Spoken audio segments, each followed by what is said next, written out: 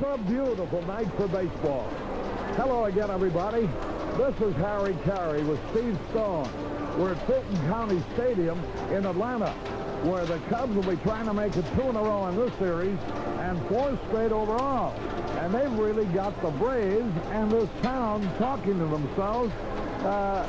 They look in the standings and they believe what they say, and they can't figure out how the Braves could lose to a team that lowly in the standings. Well, Harry, I saw a sportscast today, and they were making an editorial about how the Braves could lose to the Cubs, but we've played some pretty good baseball against this team, and we're facing Pascual Perez again tonight. He's 5-1 in the one game he lost to Chuck Rainey at our ballpark. Should be a good matchup. The Braves have not hit a home run in 10 ball games. Here's hoping they wait to break out of it till we leave town.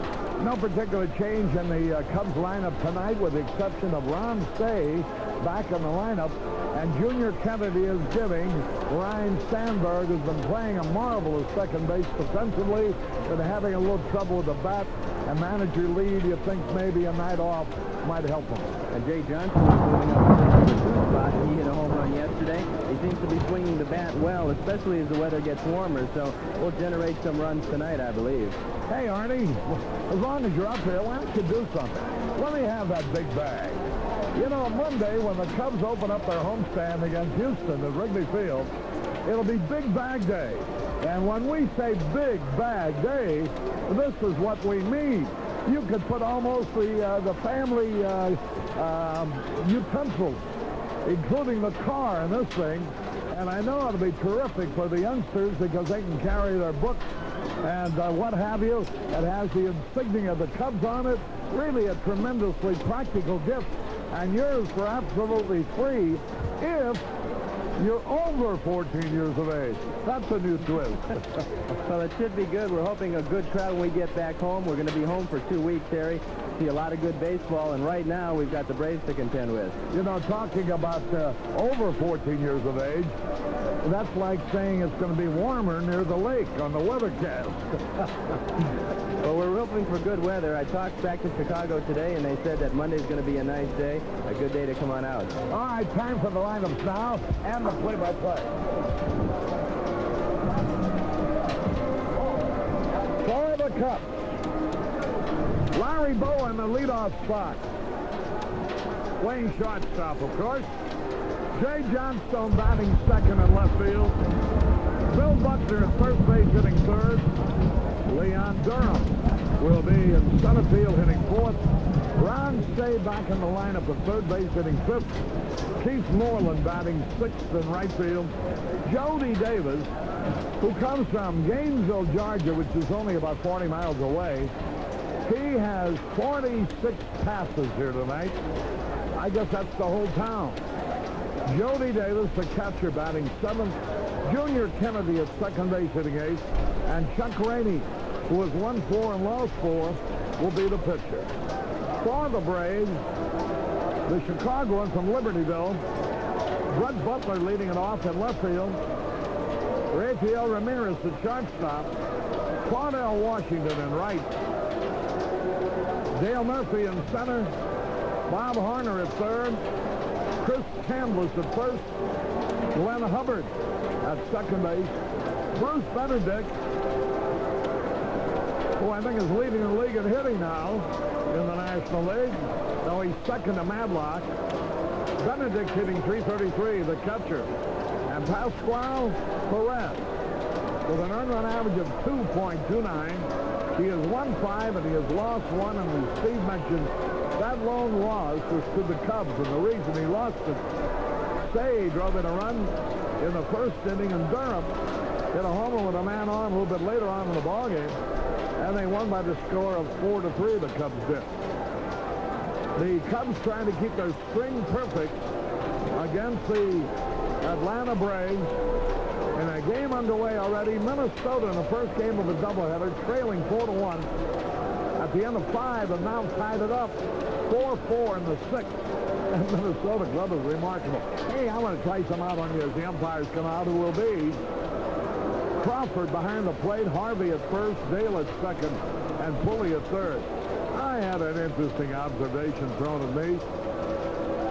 I guy walks up to me here in Atlanta, a very well-known sports figure, too, by the way. And he says to me, he says, Harry, he said, what's this bull about baseball having a new commissioner? Well, I said, yeah. I said, everybody knows they're going to have a new commissioner. He says, that's a lot of baloney. He said, that's the biggest con job ever. He said, you notice every time a name comes up that's supposed to be considering, like, for example, that Jack Valente, who's head of the motion picture industry, his name came up. Bud Selig went in to see him. The next day he said he was not interested. And then William Simon was supposed to be the hottest man in the world to take over the baseball commissioner job, and he had already voiced a definite interest. Bud Selig from Milwaukee goes in to see him.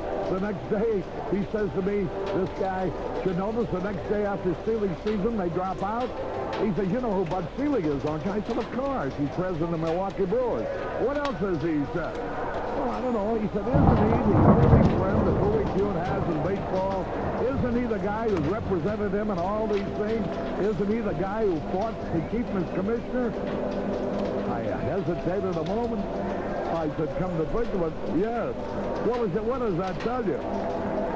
Well, I said, what do you mean?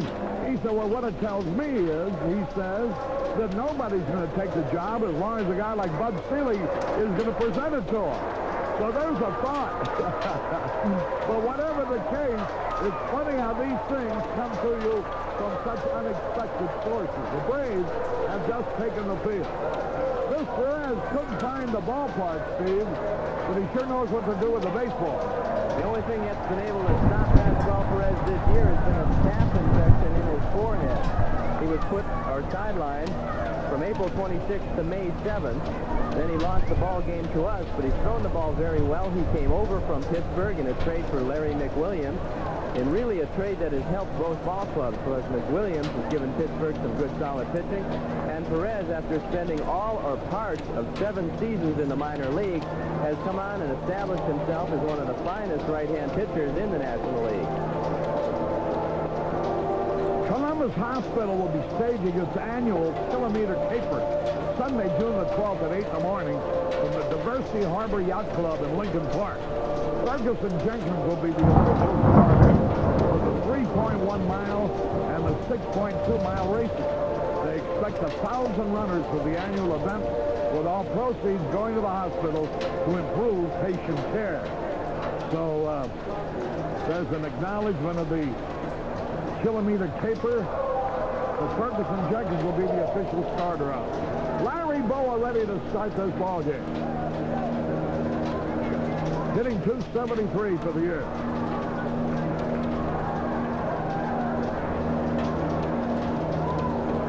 The Cubs have played 40 games.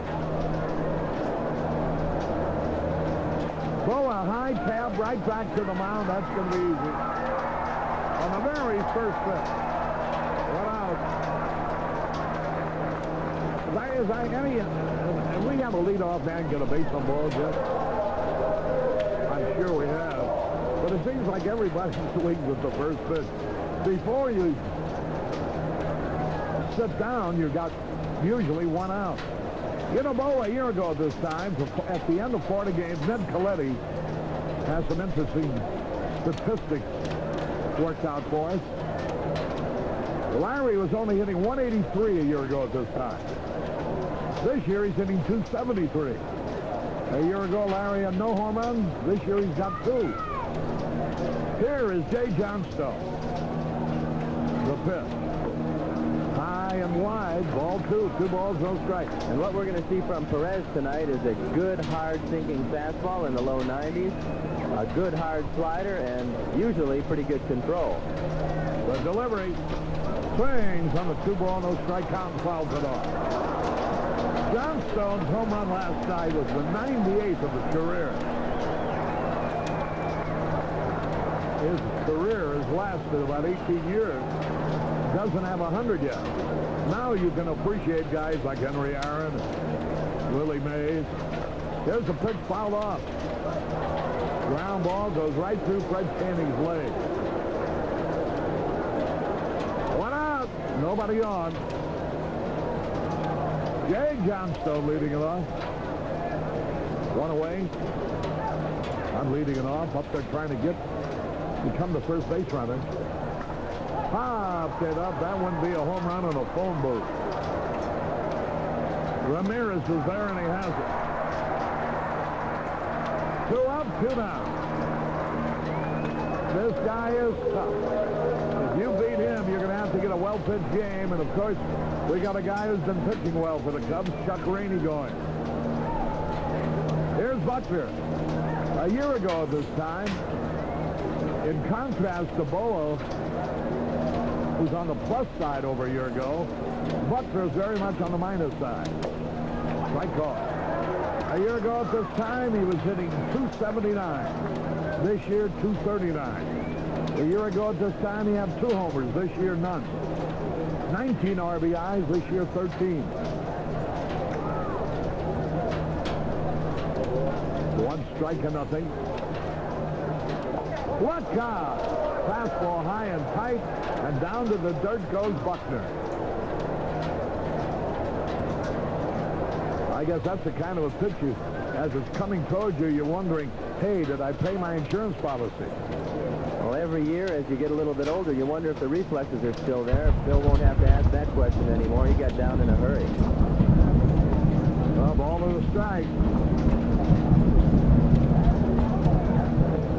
A little bit low, ball 2. 2 balls and a strike, 2 men around, nobody on. The ball game of the first inning. Beautiful evening here in Atlanta, Georgia. They call it, hey, look at that streamer up there. Skip Carey and Russ Spooner, morning, WSB. There's a strike call.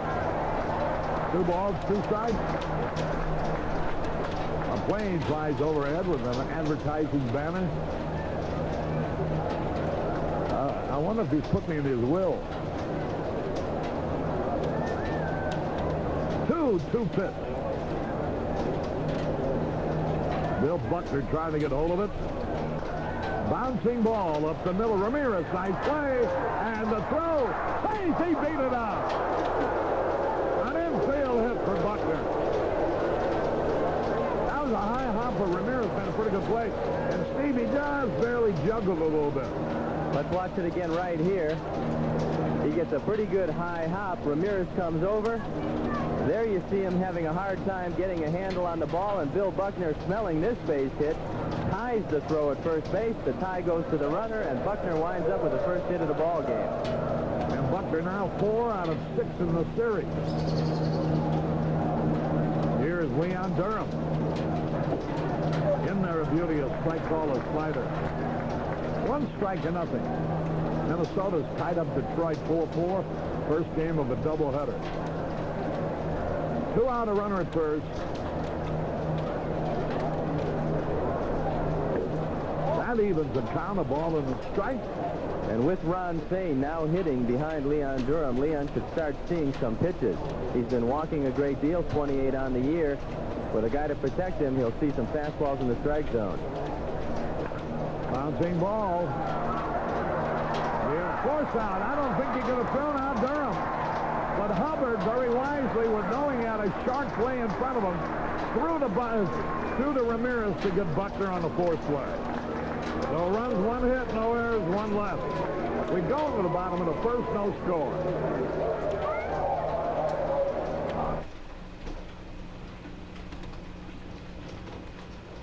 Right now could be the best time to make your best deal on an '83 Toyota truck. Your Toyota dealer's got 14 tough models. Every one is the same price as the '82s, except diesel, its price went down. The Toyota Standard truck, the lowest priced Toyota truck, has the same powerful gas engine, 3-across seating, same big payload as Toyota's other 2 buys. Don't let your Toyota truck get away. Make your deal now. Your Toyota dealers got it right. Item 12. You daily game balls. Be advised of our double-digit comrades here for the new Lotto lottery game. Lotto.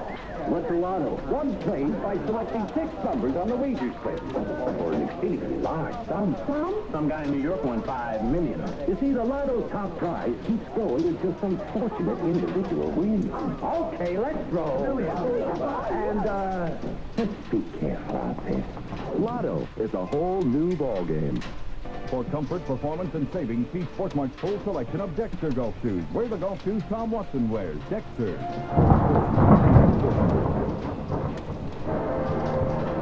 Harry Carey and Steve Stone as we go in the bottom of the first inning. Yeah, Steve up. The Cubs are 14-2 in games they lead going into the 7th inning. They are 1-17 in games they trail after 6. And they're 1-4 in games in which they're tied. Well, that sounds like a pretty good bullpen to me, and a team that doesn't come from behind too often. The bullpen has just been magnificent. Bill Campbell has thrown great. Mike Crowley has been a surprise after spring training, throwing the ball like we knew he could. And Lee Smith, except for the last time out, has been close to untouchable. Here we go with Brett Butler from Libertyville.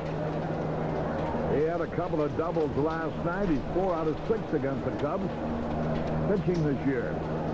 Batting .246, no homers, 10 RBI. There's a fastball a little bit high, ball 1. 1 ball, no strikes. Lovely evening indeed. Next Monday afternoon, the Cubs are at Wrigley Field. Slice foul, trying to hit it to the opposite field. And they sway him to hit over that way. John Stone is over near the line as if he were a full right-handed hitter. However, Leon Durham is straight away center field, and Harry, it's particularly tough for a right-hander to beat this Atlanta club in their own ballpark. 13-3 against right-handers at home. And the pitch. Popped it up. Larry Boa on the grass. Makes the catch. Butler popped the Boa one away. That'll bring up Rafael Ramirez, who had 2 out of 4 the last time he faced Rainey in Chicago.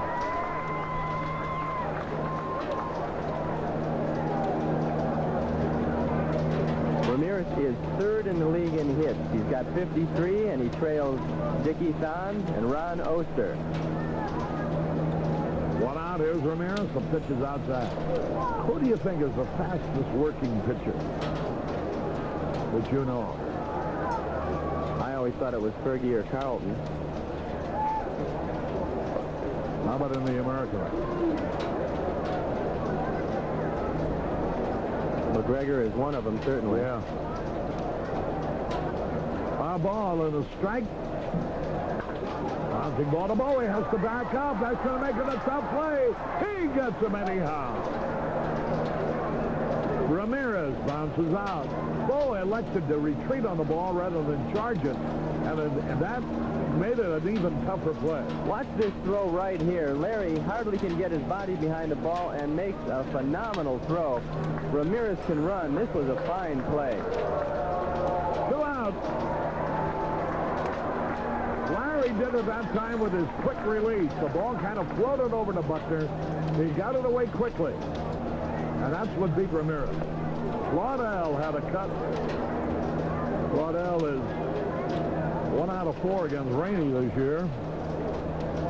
2 men around, nobody gone.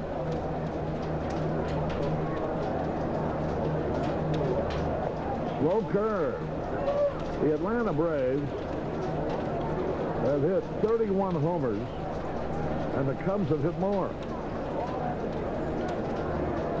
32. That surprises you, doesn't it? Ground ball. Pass Butler, who dives to the ball, couldn't reach it. And just like last night, Washington with 2 out in the first inning, singles to right. Here's Dale Murphy.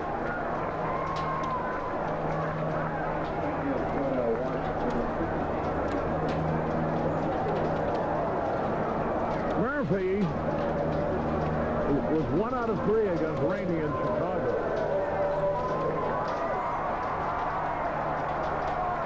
Larry, they've got 5 guys in their lineup with hitting streaks. Ramirez with 11, Washington now with 6, Murphy with 6, Porter with 7, and Benedict with 9. Dale Murphy waiting. Over to first, the runner back. Well, I see Mel Hall playing in Midland. Had another homer. 2 out of 3 last night. He's trying to prove to them that he's ready to go into the regular lineup. He's played 2 games after the long layoff. Had 5 hits in the 2 games and 2 homers. And last night he scored 4 runs.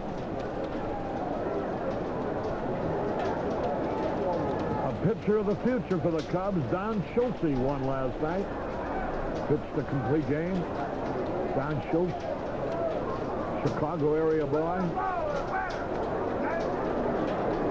He's a year or so away, but he's going to be a good one.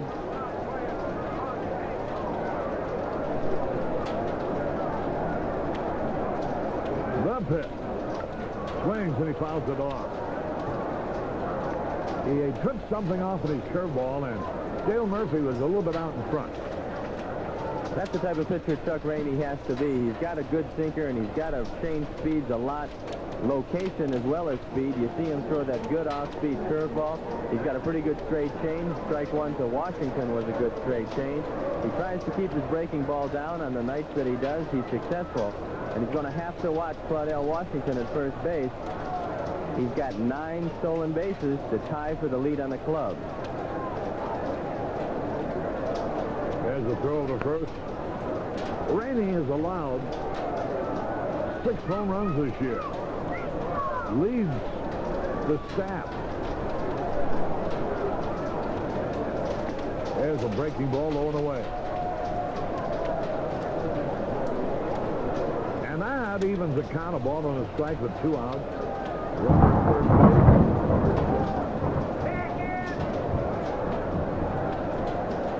The outfield deep everywhere.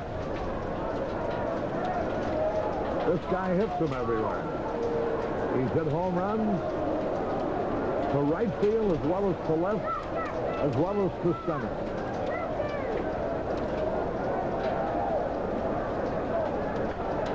There's a drive, way back. It bounces over the wall. We get a break. We get a break because Claudell would have scored easily, but this way he has to go back to third base. A ground rule double. And you just saw what makes Dale Murphy so tough, the ability to take the ball on the outside part of the plate and hit it with power to right field. As we take a look one more time, it's a sinker, and he actually inside outed it. The ball was on the inner portion of the plate. He hits it right here. It hits the hard dirt area and bounds out. As Harry said, we did catch a break. Washington would have scored easily. Murphy has 7 home runs out of his 11 to right field, and you see why right there. Here's Warner now with runners at second and third. 2 out. So the Braves have a chance to give Perez a lead in the first inning. All this started with 2 outs. Slider a little bit outside. 1 ball, no strikes. The outfield deep everywhere. Runners at second and third. Bob Horner with 7 homers, 21 RBI. Strike! He went around, tried to check his swing. That's the way Moscow struck him out in the clutch last night. Same pitch. And one of the ways he was able to do that was by shattering his bat the time at bat before. He threw the fastball inside, had Bob Horner cautious about it. He misses with it, trying to hit that same spot. Now, because of these pitches, you can imagine the Horner might be leaning over a little bit, looking for that same slider away from the plate. Let's see how Rainey pitches it. Fastball, tried to go inside. Got 2-4 in. 3 balls and a strike. Chris Chambliss is next.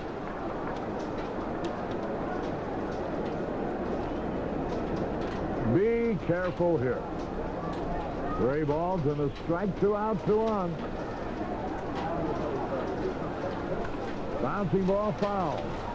And now we come down to the pitcher decision. You're watching Chicago Cubs baseball from Atlanta, coming to you through WGN Channel 9 Chicago. We're immediately following the ball game. You'll see the news with John Drury. Bill Frank on sports.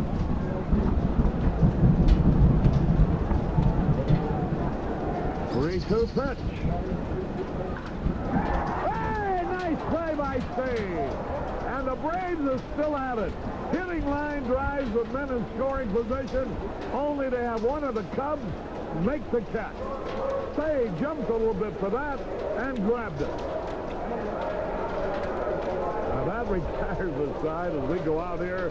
No runs, 2 hits, no errors, 2 left. At the end of 1, no score. Hey, we made the state finals, Murph. Hey, but we need some help, Nick. Oh, no problem, fellas. I'll show you my new split-finger fastball. No, I meant my dad's diesel car.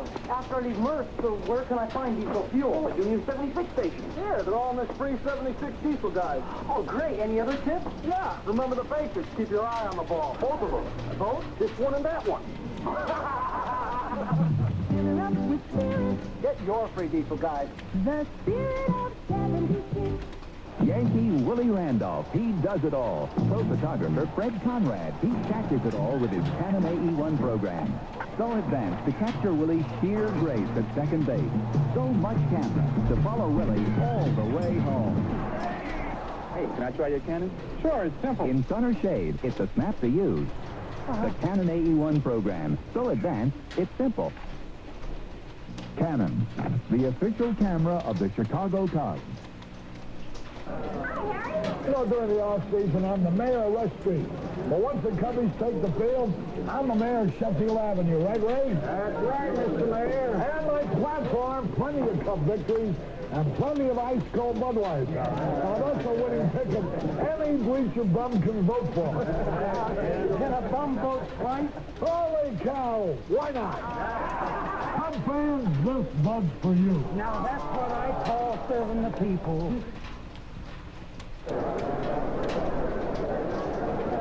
Carry back in Atlanta with Steve Stone as we go now into the second inning. Here's Ron Say back in the lineup after missing a couple of games. And the pitch a little high. Say had 2 out of 3 against the pitching of Perez and drove in a run in Chicago a week ago. Fastball is high, ball 2. And it's a pleasure to see Ron Say back in the lineup. He had a quadriceps muscle pull. It seems to have healed. Hopefully when he extends himself tonight on the base pass, he'll have no reoccurrence of that injury. We need him in the lineup the way he's been swinging the bat. Ball 3 is low. The winning numbers of the Illinois State Daily Lottery and Pick 4 game have just been drawn.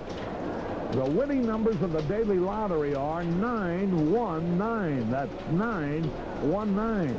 The winning Pick 4 numbers are 4322. The winning Pick 4 number, 4322. The winning number of the Daily Lottery, 919.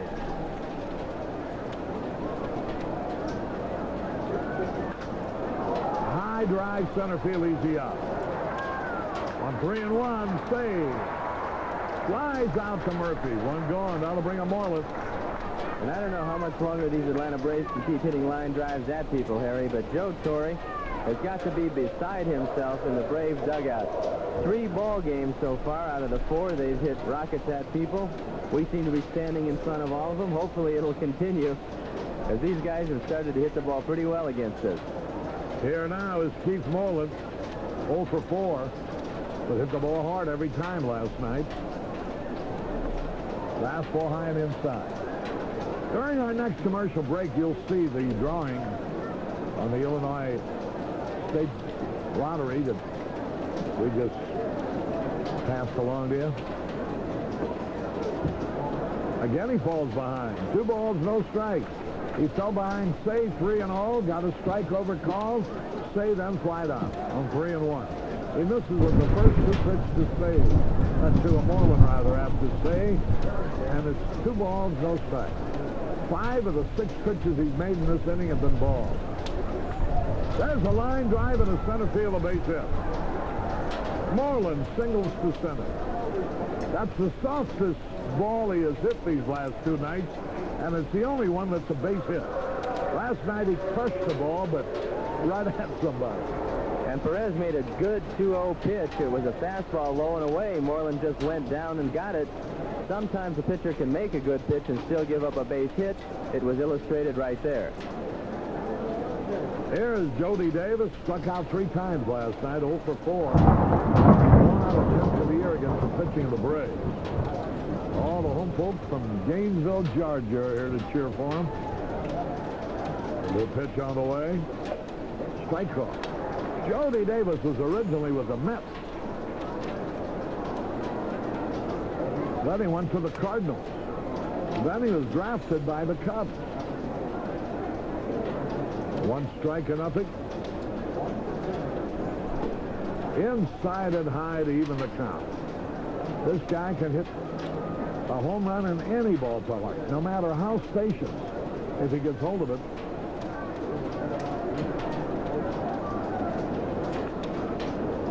Got great power and a great throwing arm. Double play ball to Ramirez. Out at second, out at first, double play. 6-4-3 made to order. No runs, 1 hit, no errors, nobody left. We go to the bottom of the second, no score.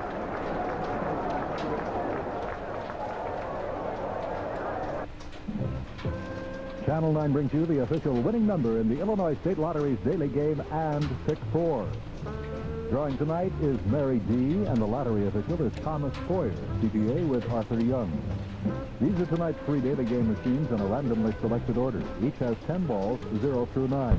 Drawing starts by mixing the balls in the first machine, next the balls in the second machine, and then the third machine.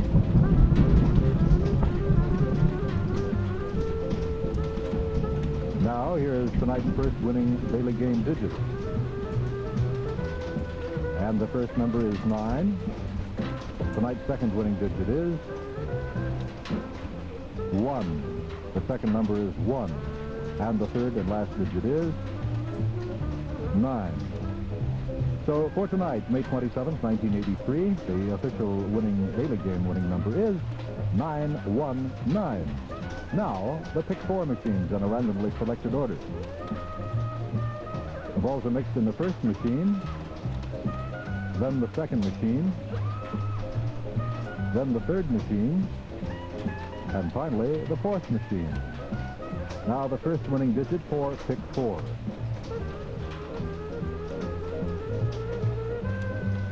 4.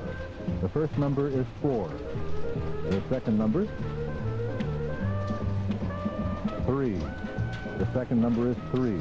And the third number is 2. The third number is 2. And the fourth and last digit is 2. The fourth number is 2. So for tonight, May 27, 1983, the official pick 4 number is 4322. Join us again tomorrow night for the Illinois State Lottery's daily game, and this Saturday for the Lotto drawing for a minimum grand prize of $1 million. For complete and updated lottery results, call Lottery Line at 976-2020. Harry Carey and Steve Stone. The first pitch to Chris Chambliss is foul back. You know, Jody Davis was selected by the Mets in the third-round free agent draft in 1976. Then they traded him to the Cardinals for a pitcher named Ray Searage in 79. He was on the disabled list in 80.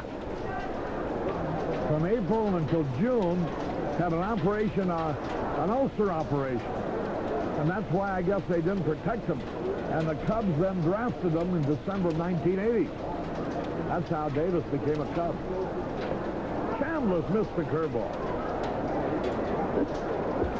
Striking out. 1 away. Here's Hubbard, the second baseman.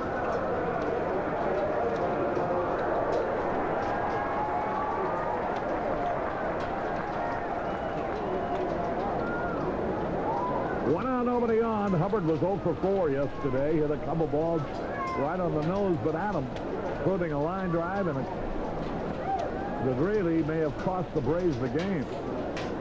Being turned into a double play. hitting .309 with 3 homers and 17 RBIs. Fastball is high, ball 2. And these guys aren't all stars when they come out of school. Glenn Hubbard was drafted in the 20th round in the June 1975 draft. A lot of clubs passed him up. He's only 5 feet 8. There's ball 3 high, and boy, he's a tough, competitive, hard-nosed type of ball player. He beats you some way. 3 balls, no strikes. He walks him on 4 pitches.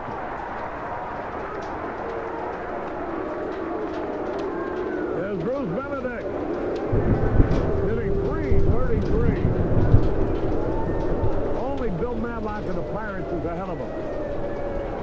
And that only by 3 points. He had 3 out of 4 last night, 4 out of 8 for the year against the Cubs.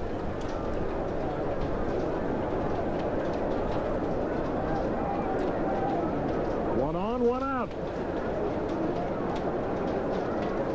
Chuck Ramey's pitch. Slider low and away. It looks to me like Benedict's natural stroke is to right field. Would be a pretty good man to have as a hit-and-run man. Hubbard doesn't run especially well, but Benedict has good bat control. Benedict standing deep in the batter's box. Hubbard gets back.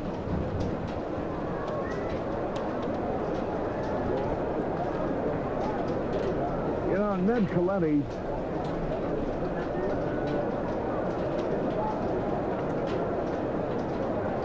was on the trip representing the publicity department.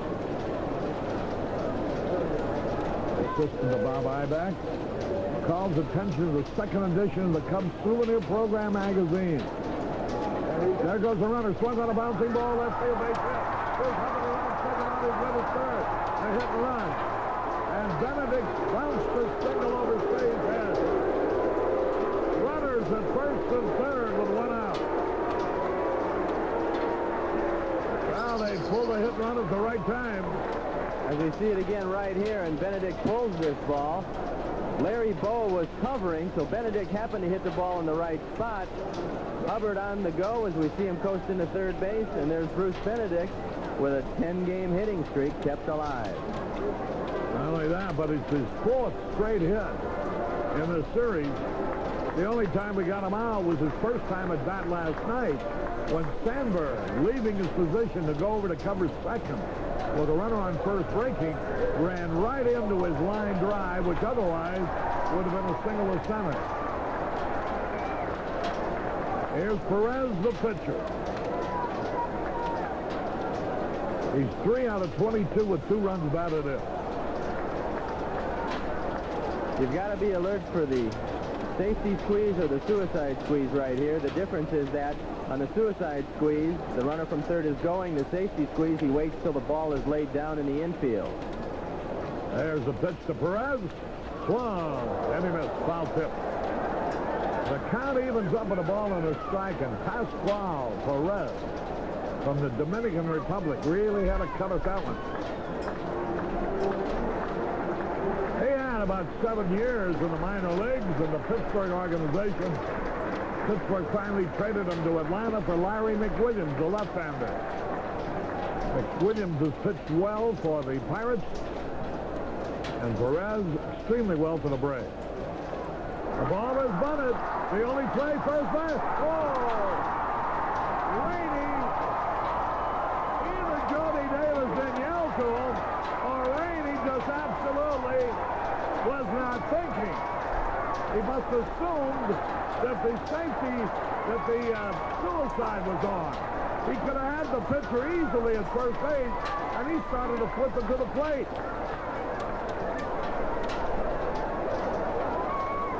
Not much you can do in that play. All his weight was bringing him in. But you saw right there the safety squeeze. Hubbard was not coming from third. Perez put down a pretty good bunt. Hubbard couldn't come in because the ball was right in front of him. At the worst, it would have gotten Benedict to second base. Unfortunately, Perez is credited with a base hit, and the bases are loaded with only 1 out. You know, after all those screaming line drives they have hit, now a little bunt might set the stage for a big inning for him. Bases loaded with 1 out. Butler the hitter. Fastball is high. A difficult man to double up. Brett Butler probably runs as well as anybody on their ball club. He has only grounded into 1 double play all year. The pitch. Butler throws to the plate. 4th out. Nice going. That's the only way he could have presented a run. Now, Buck knew that he had no chance to double up Butler if he tried by way of second.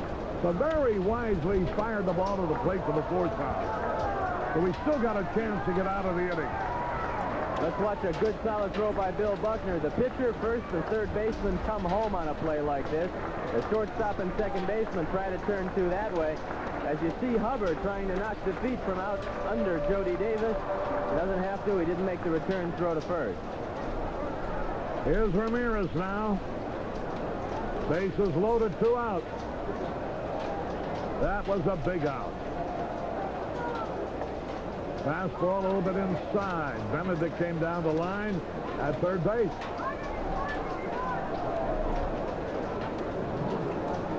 They had 2 men on in the first inning, didn't score. They've got 3 men on in the second inning, but now they're 2 out. Oh, to get out of this jam. Whoa, wild pitch, a run score.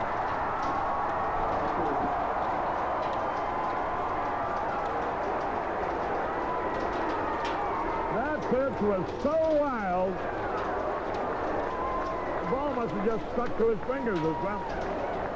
Watch it. We see the 16th wild pitch of the year for the Cubs pitching staff, which is an abnormally high amount.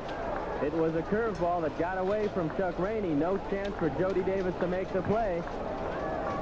And it's a gift run, finally, that dents the scoreboard for the Braves. That's the 3rd wild pitch for Rainey.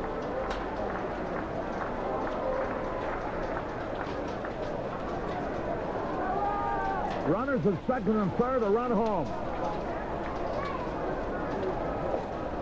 Slider on the outside corner. 2 balls and a strike. Ramirez the hitter. Batting .298. No homers, 10 RBIs.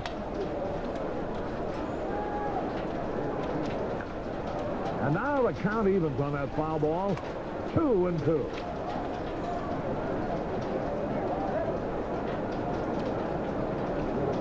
Boy, within the last week, we've lost on a balk. We lost on a pass ball. We lose this game 1-0 on a wild pitch. Swings and he fouls it off. Terry, this game won't be 1-0.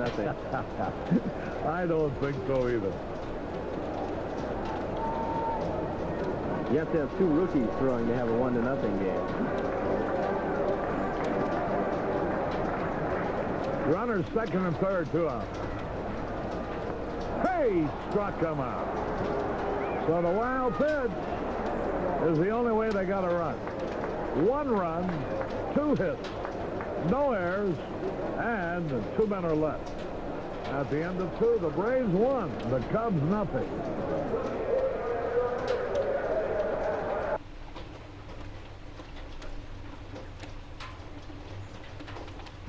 This is the taste. This is the test. Pepsi versus Coke. The Pepsi Challenge. New people take Pepsi time after time after time. Coca-Cola. Oh, what a time. It's gonna be Pepsi now. Maybe taste is Pepsi. Gotta be Pepsi now. Taste what Pepsi's giving. It's gonna be Pepsi now. When you want professional-looking results from do-it-yourself projects, choose professional quality master mechanic tools from True Value hardware stores. Like this folding workbench with movable vise, just $49.99. Razor weld with this oxygen propane torch, just $32.99. And a master mechanic 10-gallon wet-dry vac makes cleanups easy. It's just $62.99, exclusively at participating True Value hardware stores. Hey, listen, the Commission on Nuclear Energy, I don't care what they say. Everybody's got something to say about energy these days. Lady, we can go solar right now. Unfortunately, not everybody always knows what they're talking about. That's the reason for our Speakers Bureau. Energy experts who'll talk to any group in northern Illinois. And talk facts, not opinions. Am I right or am I right? Call or write Commonwealth Edison and ask for the Speakers Bureau. Don't make up your mind without it. This is Harry Carey with Steve Stone as we go into the third with Junior Kennedy leading it off. I'll tell you who that is, but I don't know. Well, he brought his mitt to the game, Harry. That's not all he brought to the game.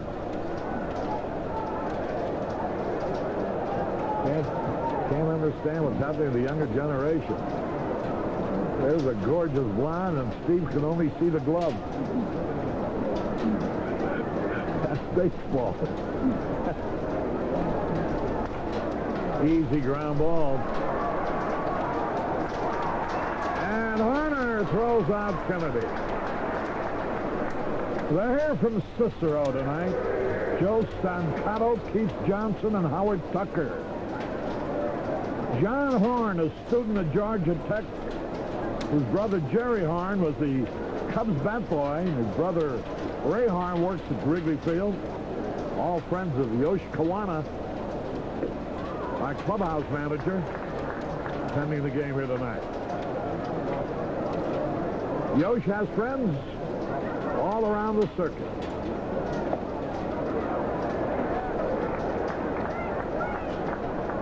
Rainey in the hole, 0-2.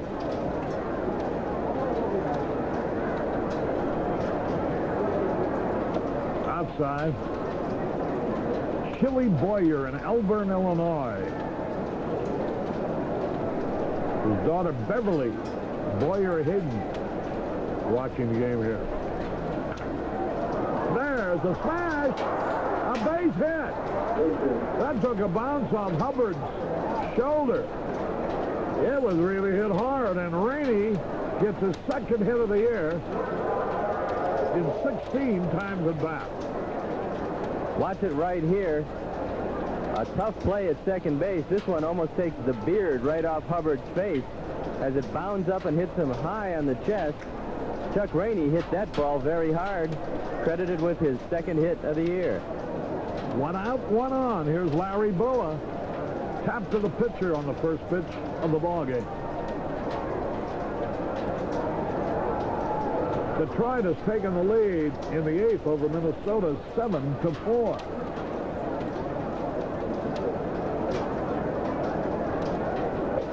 Boa takes a fastball low. One ball, no strike. Perez, 6'2", 163 pounds. Looks like a bit of a string bean out there, but he throws the ball very well. He's got a very strong arm. Pitch to Boa. Strike at the knee. He throws hard, boy.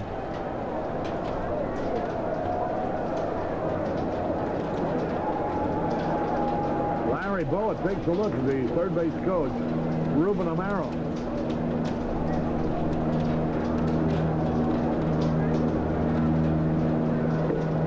Strike two. They tell me Ruben Amaro's father was one of the greatest Latin American players of all time. Great hitter.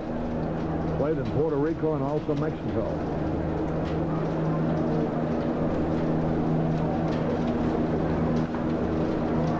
A little pop foul. It may be out of play. Nobody can reach it. He's still alive. Larry took two good strikes. Fastballs a little bit to the outside part of the plate. And then this one looked like he swung at a bad ball, but he got a piece of it. And we looked at Bob Horner running down the third base line. He's got that weight clause incentive in his contract.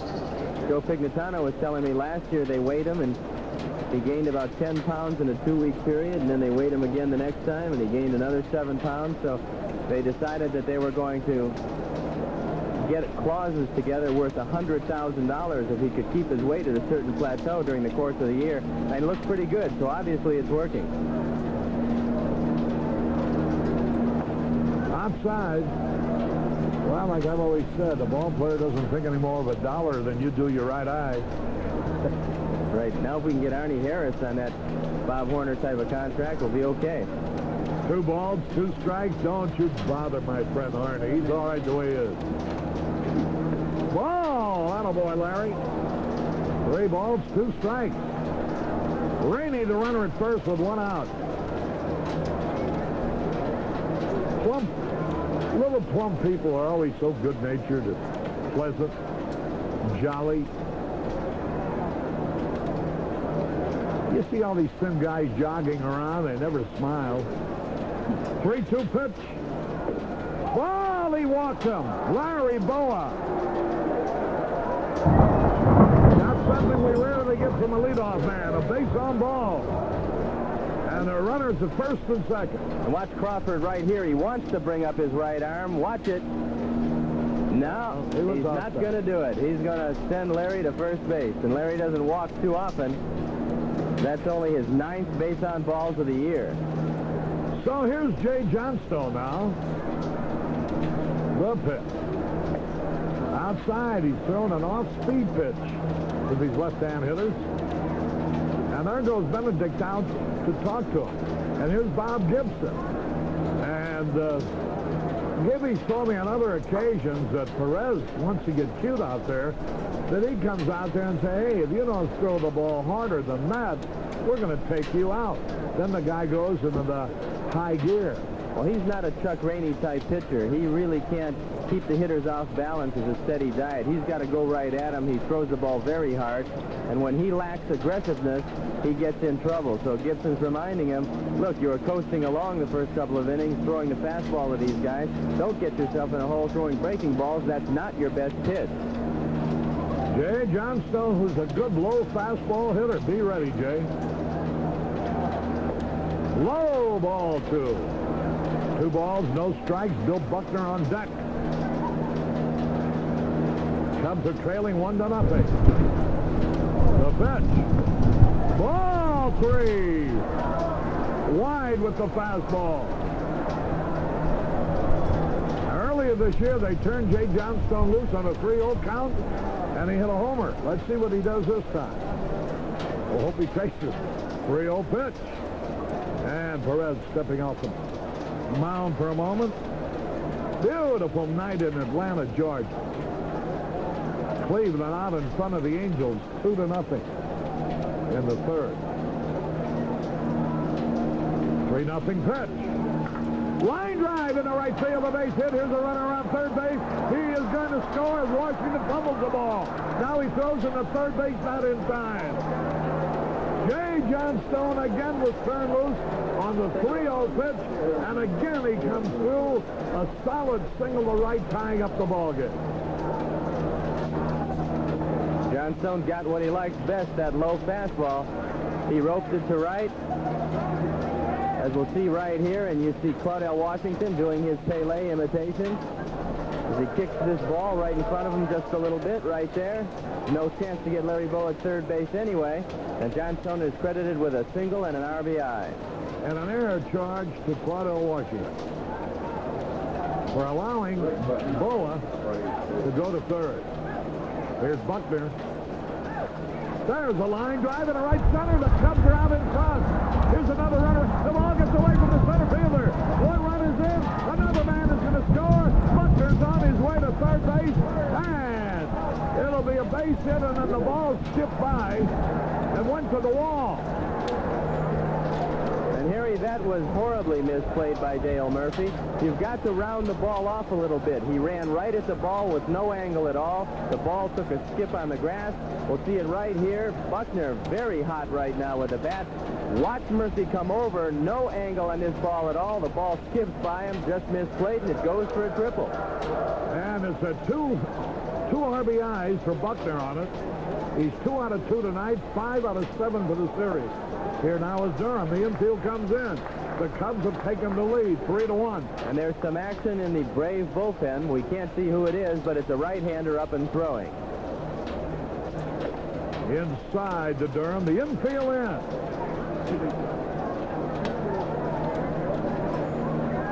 Leon trying to get hold of one. Here's the pitch. Inside again. And Perez having trouble with his control. 2 balls and a strike. It looks like Rick Behenna, who's up and throwing, who's been a starter most of this year. Now he's getting a chance to work out of the bullpen a little bit. Here's Durham looking for a pitching and drive somewhere. Here it is. Oh, he chased a bad ball.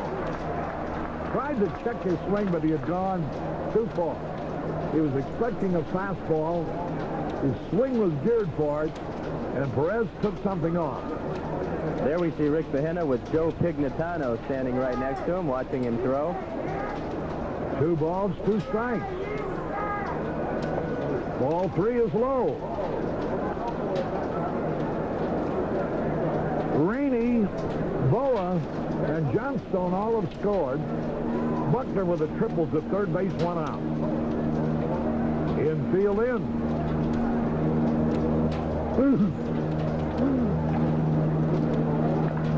Oh, boy, he had a good pitch to hit, just didn't get it, and he fouled it off.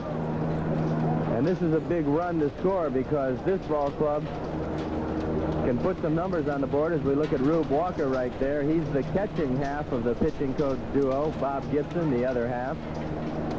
3 balls, 2 strikes. Durham waiting the pitch. Puts him out on a bad ball.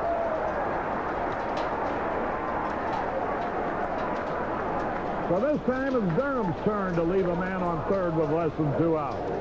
And Leon helped out Pascual Perez right there. It was a breaking ball that he couldn't quite bring down. Leon a little over anxious. Swung at a pitch over his head and outside. So here's Say now. Boy, that would make an interesting statistic, even though it's a negative one. And they keep the negative ones, but they don't. There's a high fly ball, left field. Well, we got that fly ball, 1 out too late. Butler makes the catch. 3 runs. 3 hits. 1 error, 1 left. We go to the bottom of the 3rd. The Cubs 3, Atlanta 1. This Bud's for everyone who's got the heart and courage to go the distance.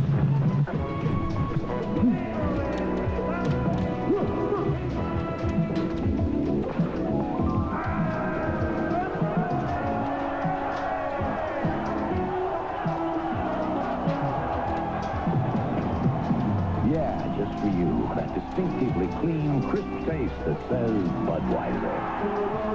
This Bud's for you. You've invested a lot in the tools of your trade. You want them to pay off. You want to keep them busy. That's why you also invest in the Yellow Pages, where your ad is on the job in homes and businesses, seen by people who want to buy what you want to sell. With all you put into your business, your ad belongs in the Yellow Pages. It's the small investment that keeps your big investment paying off. Get a taste of the fun at McDonald's with a McDonald's Great America Fun Buck. Free when you purchase any of McDonald's great values. From our Grade A Egg McMuffin and our delicious Quarter Pounder sandwich to Golden Chicken McNuggets and our Beefy Big Mac sandwich. Every Fun Buck is good for $1 of fun here at Great America. Collect Fun Bucks and save up to $12. Now that's a Great America deal. And a great American meal. Great America! McDonald's and you! Carey and Steve Stone, and we go to the bottom of the 3rd. The Cubs are out in front, 3-1. You know, Steve, I started to mention it would be an interesting statistic to see how many of our good hitters, I'm including all of them, have left runners on third base with less than 2 outs. I think it'd be a big total of men, and I'm sure you could make the same statement about every club in baseball. You know, these are the kind of statistics they keep, but the only time they use them, release them, is when they go into arbitration and try to prove that the guy isn't worth the money he's asking for. I'd like to sit in on one of those, to hear a general manager bum rap his player to try to keep from having to pay what the player wants. and then turn right around and have to get along with him after he either wins the arbitration or loses them, has to take whatever figure in either case. I think it might have ruined Bill Allman with the White Sox. He had a tremendous year 2 years ago, went to arbitration, and the management, you know, that's an open hearing where you hear what the other guy says, kept proving how lousy he was. So when the next year started, he was just as lousy as they said he had been. There's a high hopper. They're going to have trouble throwing him out. Larry fumbles the ball, knowing he had a rush, tried to field it barehanded and dropped it. A hit. Claudel Washington's second hit of the night, and this would have been a great play if Bo was able to make it. He knew that he couldn't use the glove hand and still get a very fast Claudel Washington. He came in, tried to barehand it. Nothing doing. The ball bounced off him, and Claudel winds up at first. And you know, Harry, in this day and age of specialization, a gentleman has made a career out of using his knowledge of the players against the players. Sal Smith used to be the general manager of Houston, now has Sal Smith Enterprises, and he has saved the owners a fortune by beating players in arbitration. Here now is Dale Murphy. A two-run lead isn't many when you see this guy step up with a man on. He doubled his first time. Double to right. Bounced over the wall. Curve inside and high, and I'm glad it was too far inside to hit because that baby hung. Chuck Rainey's breaking pitches tonight do not look sharp. The curveball is rolling, and he tried to get a little bit more on the curveball in that one inning, and he threw a wild pitch, and you saw that one hang inside, a dangerous spot for it. Here's Claudel Washington getting back. Bill Buckner 2 out of 2 tonight. And 5 out of his last 7 in this series.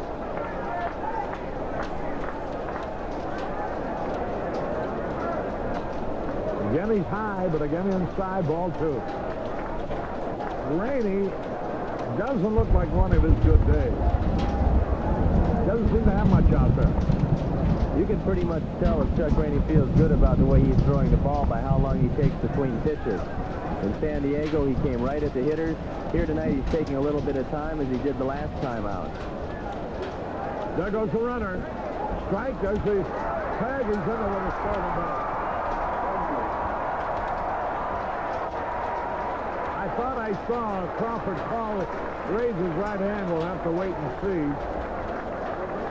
There he Strobo operator doesn't know either. He wants the confirmation from Crawford as to whether it was a ball or a strike. It was a ball. He did not raise his hand up. He just jerked his hand.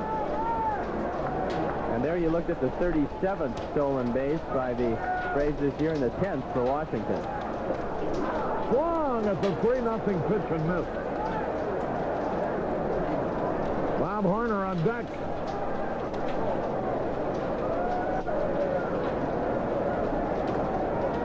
Three to 1 in favor of the Cubs. Dale Murphy, the hitter.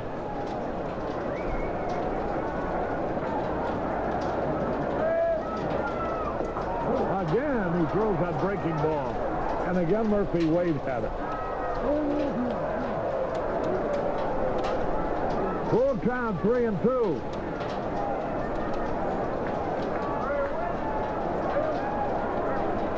The outfield deep everywhere, as you might expect. Here it is. Line drive. Left field base hit. A run will score. Johnstone very wisely fires the ball in the second base. A line drive hit like a bullet. Say might have got his fingertips on it. And this was one line drive that was able to get over the glove of Ron Say. Another breaking ball in the middle of the plate. Ronnie deflects it. Jay Johnstone coming in and wisely keeps the tying run off of second base by making the throw there. No chance to get Washington at home. Boy, you look down at this, at your scorecard. You just wonder how come you're still leading. Rainey is really struggling. Here's Werner. I'm a little surprised that nobody is up in the Cubs bullpen because Chuck Rainey is obviously throwing the ball not like the Chuck Rainey we've seen before. Low and outside. 1 ball, no strikes, 3-2. The Cubs are leading. Braves have the tying run at first, nobody out. Murphy's a good base stealer as well as everything else. Low. There's nobody in the Cub bullpen at all. Oh, yeah, there they are. On the other side of that little fence down there. 2 balls, no strikes. Now the runner back.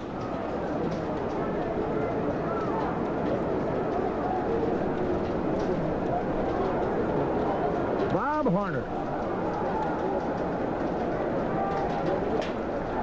Ball 3.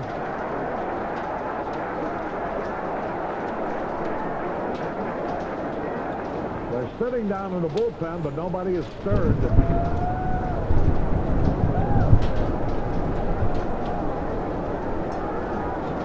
3 balls, no strikes.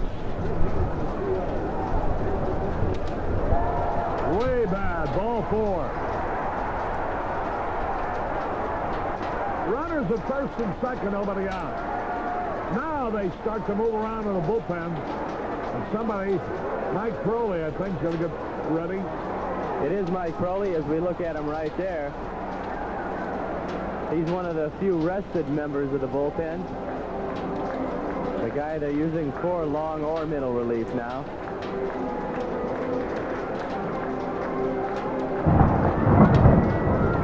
Chris Chambliss, a good man for 2. He doesn't run very well, but he does hit the ball pretty hard.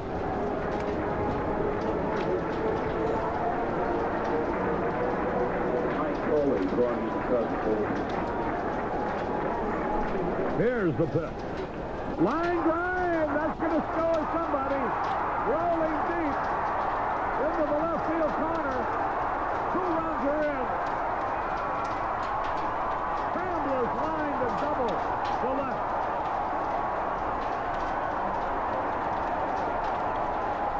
And boy, that 2-run lead is evaporated in a hurry. And someone is going to have to go out and talk with Chuck Rainey now to give Mike Crowley some time. Chris Chambliss sliced the double into the left field corner.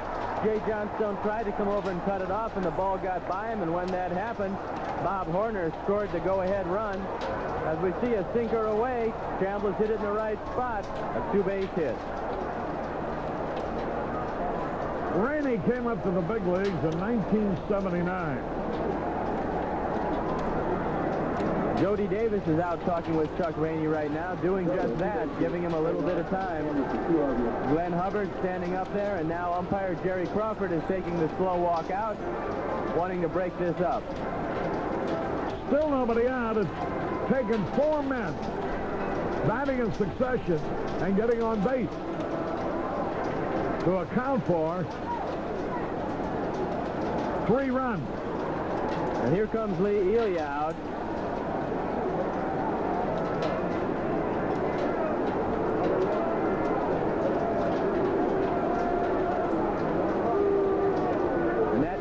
To be all for Chuck Rainey. He's going to depart here in the bottom of the 3rd inning. Nobody out. Mike Crowley on into the ball game.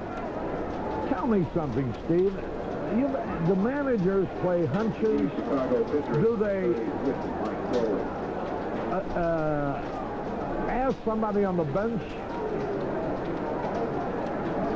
or do they have some other reason to let pitchers go seemingly a long time sometimes? Of course, the worst seat in the house, they say, is in anybody's dugout. And that's why Lou Boudreau years ago had the idea of having a coach upstairs, because they can see, he thought, so much better when a pitcher doesn't have it than you can see down on the field. But certainly a catcher must be able to see it too. Well, I think what the pitcher has to realize a lot of times he wants to stay in a ball game, but there's days when he just doesn't have it. And today, it was evident by the breaking balls that Chuck Rainey was throwing that there was a little bit of shortness in his stuff. And either Billy Connors or Lee Elia has to see when the breaking ball rolls, he's going to have a tough night. And that's exactly what happened tonight. There were no sharpness to his pitches. So certainly from up here we could see it, and from the monitor you could see it. And I used to always spend the night before I pitched in the television area and watch the monitors to scout the hitters. And certainly if you watch a pitcher from the television monitor, you can really tell how the stuff is. So it might not be a bad idea to have somebody in the locker room looking at the monitor or in the stands, as you mentioned before, and check and see just exactly how the pitcher's throwing. Today, Rainey just had a tough day, and I think Lee Elia didn't want to go to his bullpen quite this early. He knows they've been pitching a lot, but there are days when you just can't let the ball game get out of hand, and this certainly is one of them. All he allowed was 2 hits, no runs, saved by a line drive that Stay leaped to catch in the first inning. 2 hits and a run in the second inning. 3 hits and a walk here in the third inning. So in 2 full innings, he allowed 7 hits and 4 runs. And Crowley, I don't think, has had a chance. He had more pitches, the legal allotment that the relief pitcher has on the mound, than he had in the bullpen. I think Leo just waited a little bit too long to get somebody up, and then he rushed Mike in there. Mike is making his 15th appearance of the year, a 173 earned run average, 26 innings. He's given up 16 hits, 10 strikeouts, 12 walks. He's got a 1-1 record, and he's got to turn these Braves off, because when they get going offensively, they can be awesome. Here's Hubbard now. First pitch is a wild pitch, back to the screen.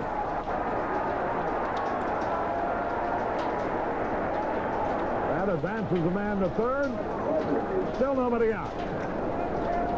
We take a look at it again. A sinker right over Jody Davis's right shoulder, and we've got that one down. That's our 17th wild pitch of the year. Oakland out in front of the Yankees at Yankee Stadium, 2-0 at the end of 1. Infield forced in now. Atlanta already leading 4-3.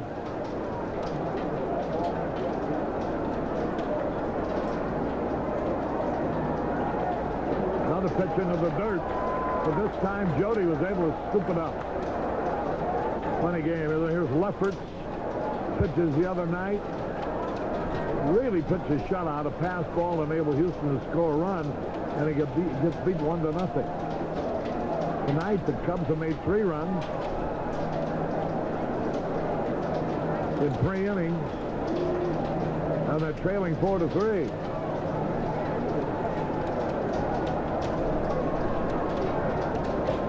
Swung, and he missed. Atlanta Hubbard walked in the second inning. A tough hitter. Infield in, nobody out. Mike Crowley. Base hit, the run is in. Hubbard singles to left.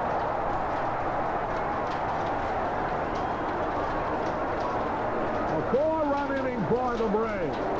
They lead by 2.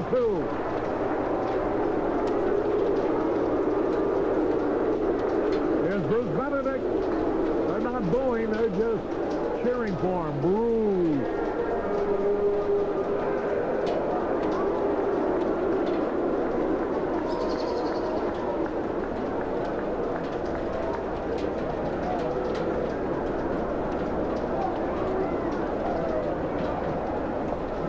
Into the dirt.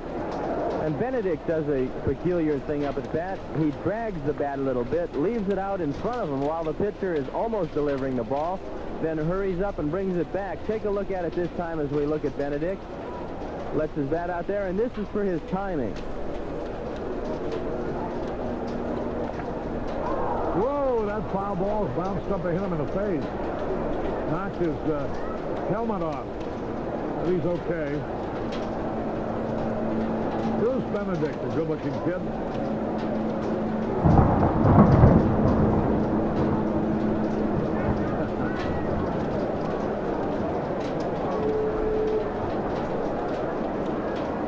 A ball and a strike. 5-3 Braves.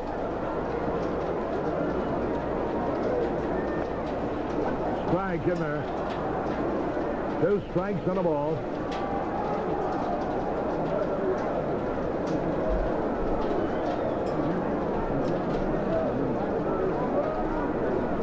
Bottom of the 3rd. Long way to go. There's the runner back. Montreal leading in Philadelphia 3-0 at the end of 1.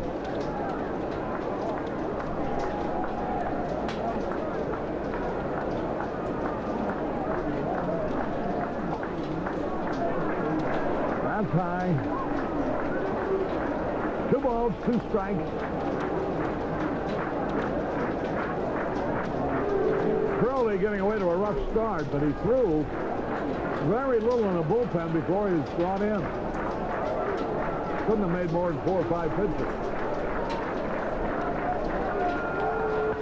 There's a line drive, left field, going to be caught. Benedict line to Johnstone. One away. Here's the pitch of Perez.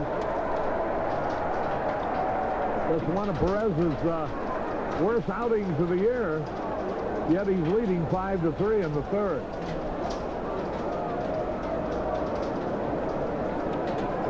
Buckner talking to Proley.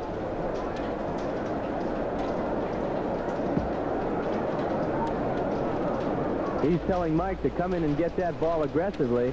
Ron Say's going to be charging, so Mike is supposed to be charging straight in. They want to try to cut this man off at second base on the bunt if possible. The Phillies scored 1 run in their last 45 innings.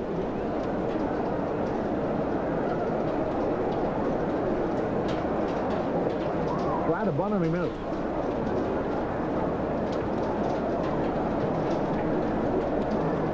Five to 3. Cubs got 3 in the top of the inning, and Atlanta's come back with 4, and they're still batting. They had 4 runs in before anybody was retired. Finally, Benedict lined hard to Johnstone. The ball is bunted. The only play first base to Kennedy from Buckner, a sacrifice. And that was a very good bunt because Crowley was charging in aggressively, but the ball was bunted between Mike and Bill Buckner. Hubbard got the good jump off first base, leaving Buckner with no other play than to throw to Kennedy for the out. Here's Brett Butler. He's 0 for 2 tonight.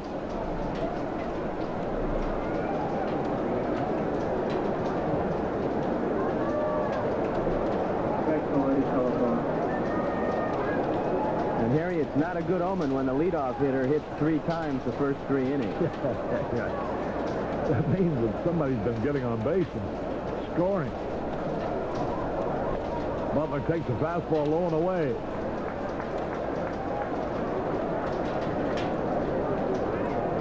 They had 10 base runners off Rainey in 2 full innings. He couldn't get anybody out in the 3rd.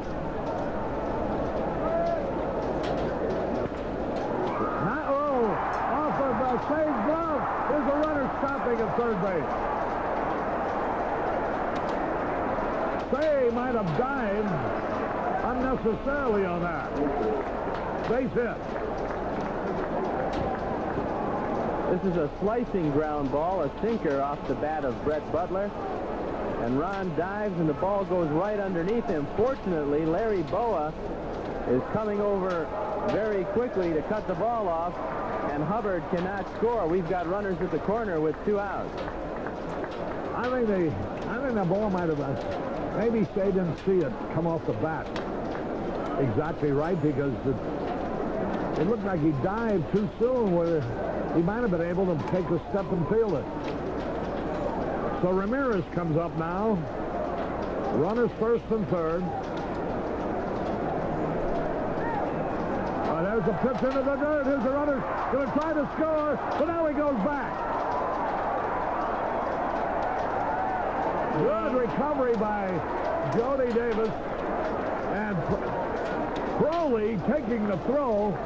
Had he had eyes in the back of his head, might have gotten Hubbard, who slipped for a moment. as he wanted to stop and go back to third.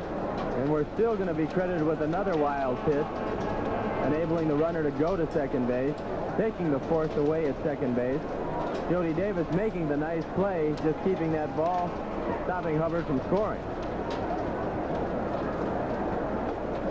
Ball inside. Ball 2. Activity in the bullpen now. Looks like Warren Brewster.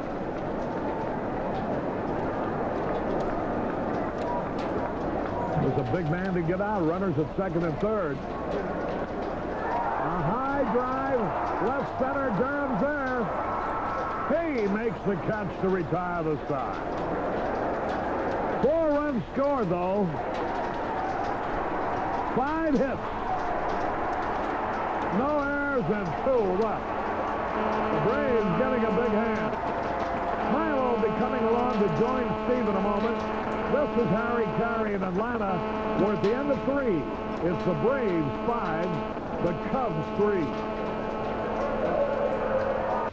When it comes to martial arts, Bruce Lee is the master. Don't miss the action when he takes on the town gang in The 3 Avengers.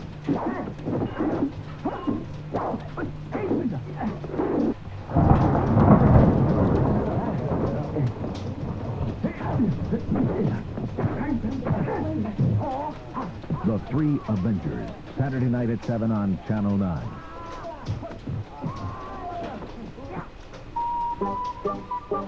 Take a closer look, and you'll see that front-wheel drive isn't the only great thing about this Toyota Tercel. It's just the tip of the iceberg. This Tercel is the lowest-priced Toyota you can buy. It has more room than any subcompact and gives you more mileage than ever before. The new Toyota Tercel, a new standard in front-wheel drive. But that's just the tip of the iceberg.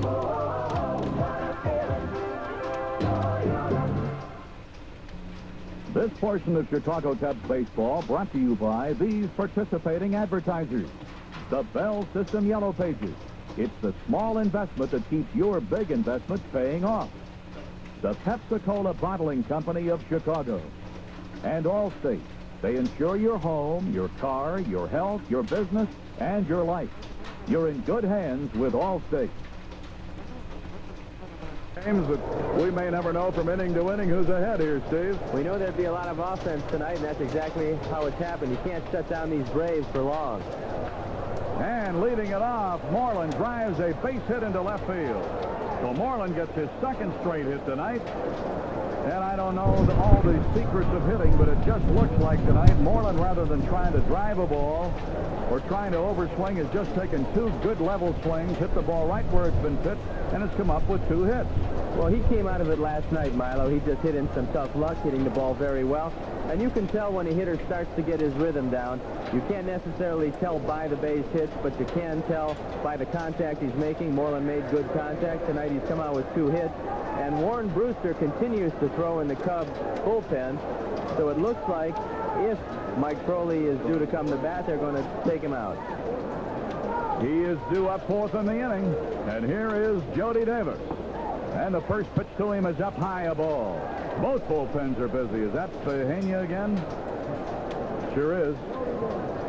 So 2 right-handers, 1 in each bullpen. And the Perez pitch is fouled way up to the left side. Good thing there aren't any clouds. That baby might have brought rain. And Joe Torre is taking no chances with Pascual Perez. He has seen tonight that Perez doesn't have particularly good stuff. And we saw what happened when you wait a little too long with the pitcher. Chuck Rainey took a little bit more abuse than he had to in this ball game, and we're sitting with a 5-3 deficit right now. Torre will not go that long with Pascual Perez. Last time he pitched, he had a 3-0 lead and lost it. There's a high fly ball. Center field, Murphy on. Easy play, 1 down. So Jody Davis is caught in the binds of one of those slumps right now. He's 0 for 6 in this series, and that'll bring up Junior Kennedy. He was thrown out by Horner in the 3rd inning.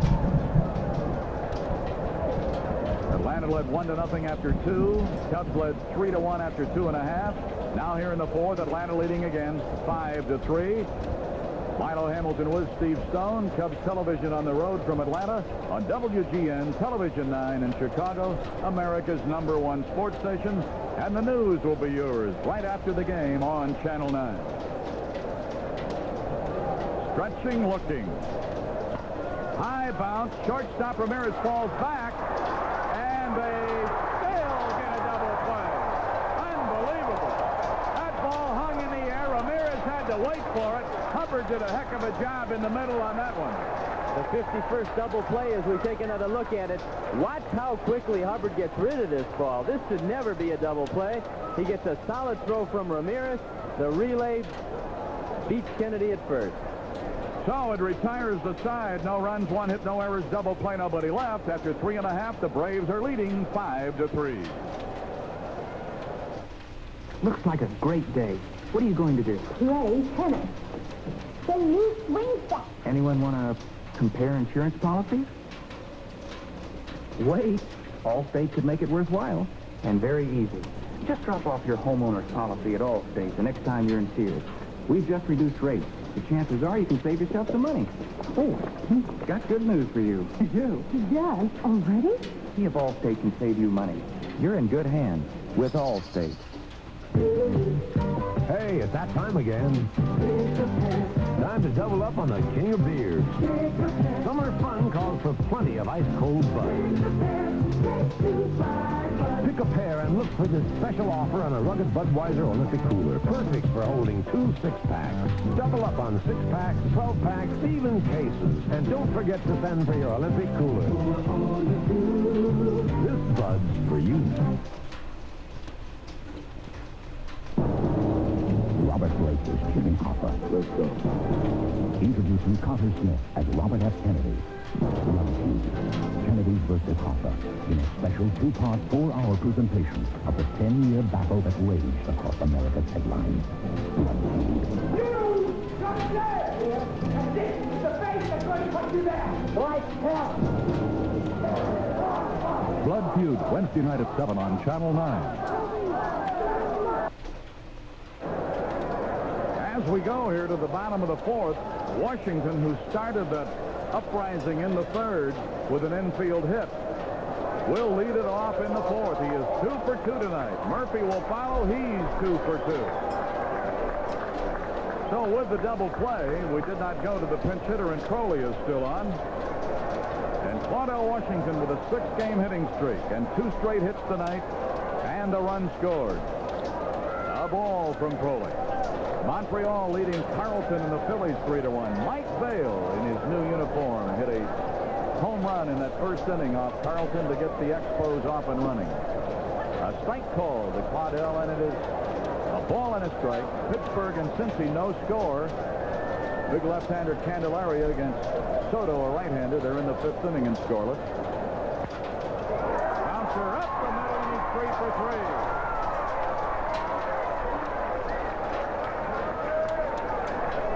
We have not done very well against the 3rd and 4th hitter tonight, a combined 5 for 5. And when these guys start hitting the ball, they can score lots of runs in this park, which is why they were 13 and 3 against right-hand pitchers at home coming into tonight.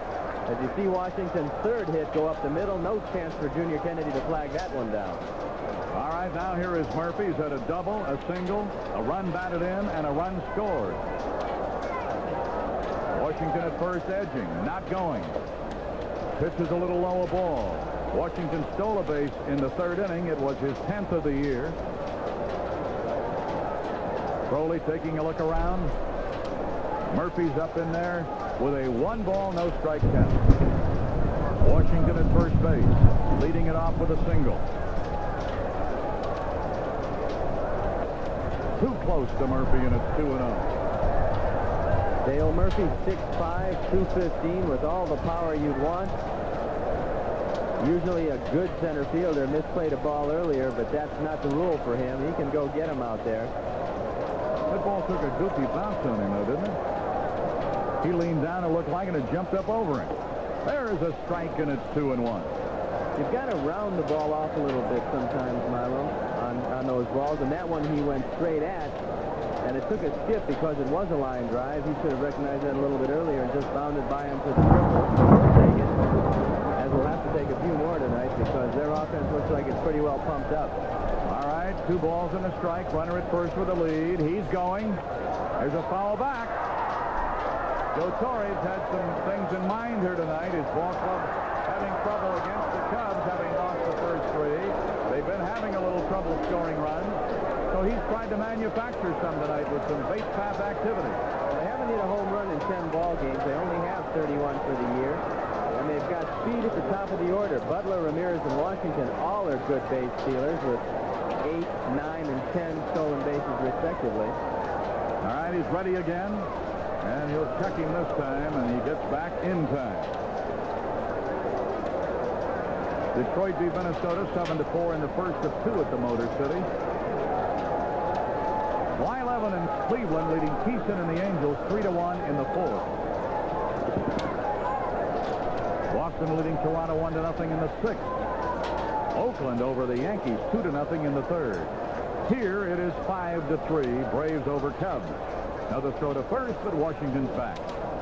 Milwaukee leads Seattle 3-0. They played an inning, and the White Sox are leading Texas 2-0 after 2. Bill Frink, of course, will have all of those for you on the sports, on the news, after the game on Channel 9. Breaking pitch inside. Full count. Be a good time to strike him out and throw him out because you know Washington's going to be going. Jody Davis gets a pitch he can handle. Might see another double play right here. All right, Washington has his lead. He's going. A high bouncer third. Say has to back up. It'll take a great play to get him, and he did. Boy, I tell you, Washington kept right on running. Good base running. But twice here tonight, infielders falling away. Boa on Ramirez in the first, and now Say on Murphy and still got him. Here it is. Takes a good throw by Ron Say, and Claudel Washington never broke stride. He was off with the pitch. He hit second base and coasted easily into third, and that's good heads-up base running. That's how you manufacture runs when you're not hitting the long ball. Now here is Horner to bat against the drawn-up infield. Horner was the victim of a sizzling line drive caught by Say in the first inning with 2 runners in scoring position. Line drive hit to left field. That will make it 6-3. And Horner has an 8-game hitting streak. Well, Mike Crowley did not look ready to me when he came in the ballgame. He had a short warm-up, and I still believe he's suffering from that. Sometimes when you come into the game a little too early, as we watch Horner's base hit to left field, you just never get your feet on the ground. You never establish your rhythm, and Mike Crowley is struggling. The sinker is not working very well tonight, and his breaking ball is up in the strike zone as we look at Bob Watson and a jubilant Atlanta dugout. Here is Chambliss. A ball. His opposite field slicing double in the 3rd inning was the knockout punch against Rainey. It was a 2-run double. He later scored their 5th run after driving in runs 3 and 4. Our bullpen is working. It's Brewster, and a strike to Chambliss with Horner at first. So batting streaks by Washington, Murphy, and Horner and Benedict have all been moved up a notch here tonight. Only Ramirez 0 for 3 has failed to advance. 5 hitters in your lineup with batting streaks that are current. So they've had people on base. A ball, and it's 2-1. And Lee Elia would rather not use Warren Brewster this inning. He'd love to get a shot at a pinch hitter next inning. For that to happen, Mike Crowley's got to bear down and get these guys out right now. He can't afford to let any more runs come home. Sliced on the ground. Kennedy has only one play. That's first base. He took a token look to second. Knew he couldn't get Horner. It's 2 away. And one of the things about it, if Elia were forced into make a move in this inning, chances are he'd do a flip-flop. And it'd probably be, well, I saw Morales trot down. The last out, well, was made by Kennedy, so maybe it wouldn't be Morales at that. And it looks like manager Joe Torre decided that, boys, we're going to run tonight because Bob Horner, not necessarily a fleet member of this ball club, was on the move and kept him out of a double play ground ball right there. This is Hubbard. Strike one. Ball game is in the 4th inning. We're in the 4th, and it feels like we played 9 innings already. There's been that kind of activity on the bases. So what you're saying, Milo, is Jay Johnstone's night depends on Mike Crowley's pitching right now. 0-1. Smash foul. Oh, even when they hit it foul or hit it out, they're hitting it hard. That ball that Horner hit to Say in the 1st inning with runners at 2nd and 3rd was lopsided before it ever got to Say. It sure was. Unfortunately, it went right at him, and we saw the ball boy make a fine play right there. The ball bounced high up on his chest. He's got a future in this game. No balls, 2 strikes. You can see all the participants right there. Horner at 2nd, Crowley facing Hubbard. Sinker low, and it's 1-2. The Cardinals in Houston have played an inning in the Astrodome. No score. Andujar and Rule. Cincinnati breaks out of a tie at home with the Pirates, leading 1-0 now, going to the 6th inning. Bouncer to Say. Great big hop off the natural grass. Throws on to Buckner, and the side has been retired. But Atlanta adds a run. Horner drove in Washington. 1 run on 2 hits, no errors, and they leave a man. And after 4, Braves have doubled it. They lead 6-3. Now there's a place besides Burst to get quality 76 gasoline. 76 self-serve marks. But they've got more here than gasoline. What'll it be, Murph? A loaf of bread, a jug of milk, and now besides me, Rosie. Sweet talker. At self-serve marts, you can fill up your tank, stock up on groceries, and use your 76 credit card. Well, Murph, are you going to say those words I'm longing to hear? I sure am, Rosie. Charge it. Go with the spirit. At self-serve marts. The spirit of 76. Look how water can destroy unprotected wood, but none of it's protected with Thompson's Water Seal. Use Thompson's Water Seal waterproofer on dozens of surfaces. Brush on Thompson's for an invisible barrier that helps prevent water from entering and damaging brick, wood, and concrete. Now, get the waterproofing protection of Thompson's Water Seal in a beautiful variety of natural wood tones with Thompson's Water Seal stains. It usually happens late in the day. Your underarm alarm goes off, telling the world you need odor protection that keeps going as long as you do. You should have used Old Spice. Old Spice deodorant kills odor-causing bacteria and protects for 24 hours. Happened to me at a party last night. You should have used Old Spice.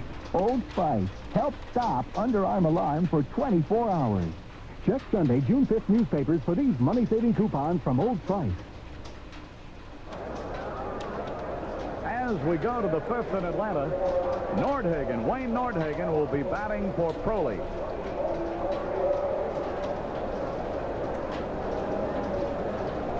So Pascual Perez, who fell behind, now finds himself with a 3-run lead. Nordhagen. Then you go up to the top with Boa and Johnstone.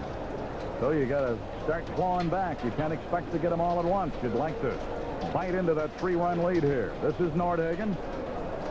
And the first pitch to him is a ball. Nordhagen just missed playing in this ballpark as a Brave. One spring training in West Palm, he'd been told that he had the club made. High bounce foul left side, 1-1. Then opening day, they decided to send him to AAA until they could make up their mind about the roster. He never got here. I've seen it happen a lot. They picked Rick Russo off the plane on the way coming north and asked him to go to AAA. High foul back out of play over here to the left. Imagine sitting on an airplane waiting to go up north and start the season in the major leagues, only to have the general manager come walking down the aisle and say, excuse me, son, but there's an adjustment been made. Now you'll have to pitch in AAA. Take your bags off and go back and get them. That would be a sinking feeling. A little dribbler off the end of the bat. Perez over near the line. Throws on to Chambliss. So Nordhagen, as a pinch hitter, fails in this instance. Thrown out by the pitcher, and it's 1 away in the 5th. Larry Boa is 0 for 1 tonight. Reached on a walk in the 3rd. Scored along with Johnstone on a Buckner triple. Buckner now has had 7 hits in the last 3 nights. So maybe he's hot. Fouled that one off.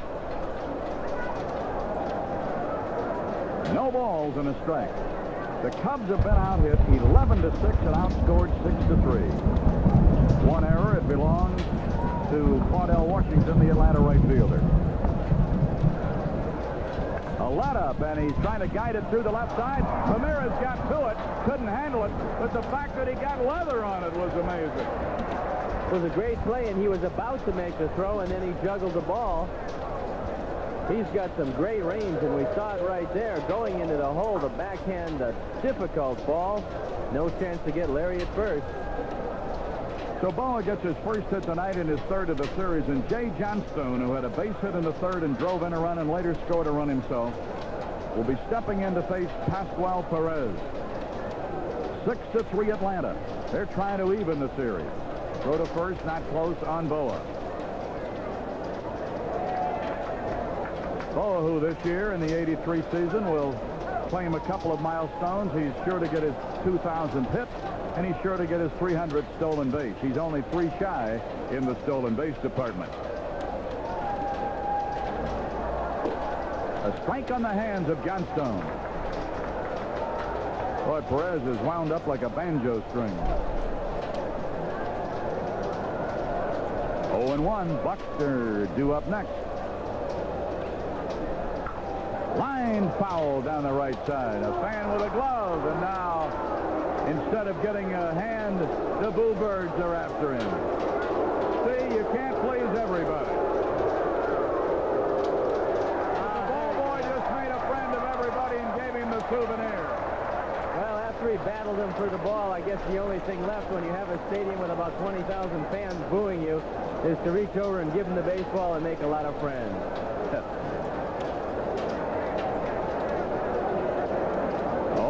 0-2. Wasted it away to the Jaybird, and it's 1-2. Johnstone, 273 batting average. Had a couple of RBIs here in this series. Hit a home run last night that was just about as long as you're going to see him hit one. Way over the center field wall.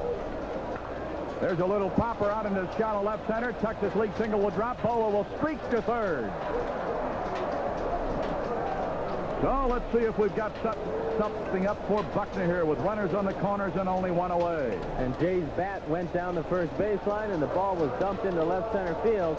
Watch this swing right here. Not exactly a picture swing as the handle goes flying off the end of the bat, but effective as Johnstone has his second base hit of the night, and that will send Rick Behena back into the Braves bullpen as Bob Gibson is coming out to talk to Perez, who is struggling to pitch 5 innings and be able to be credited with this win.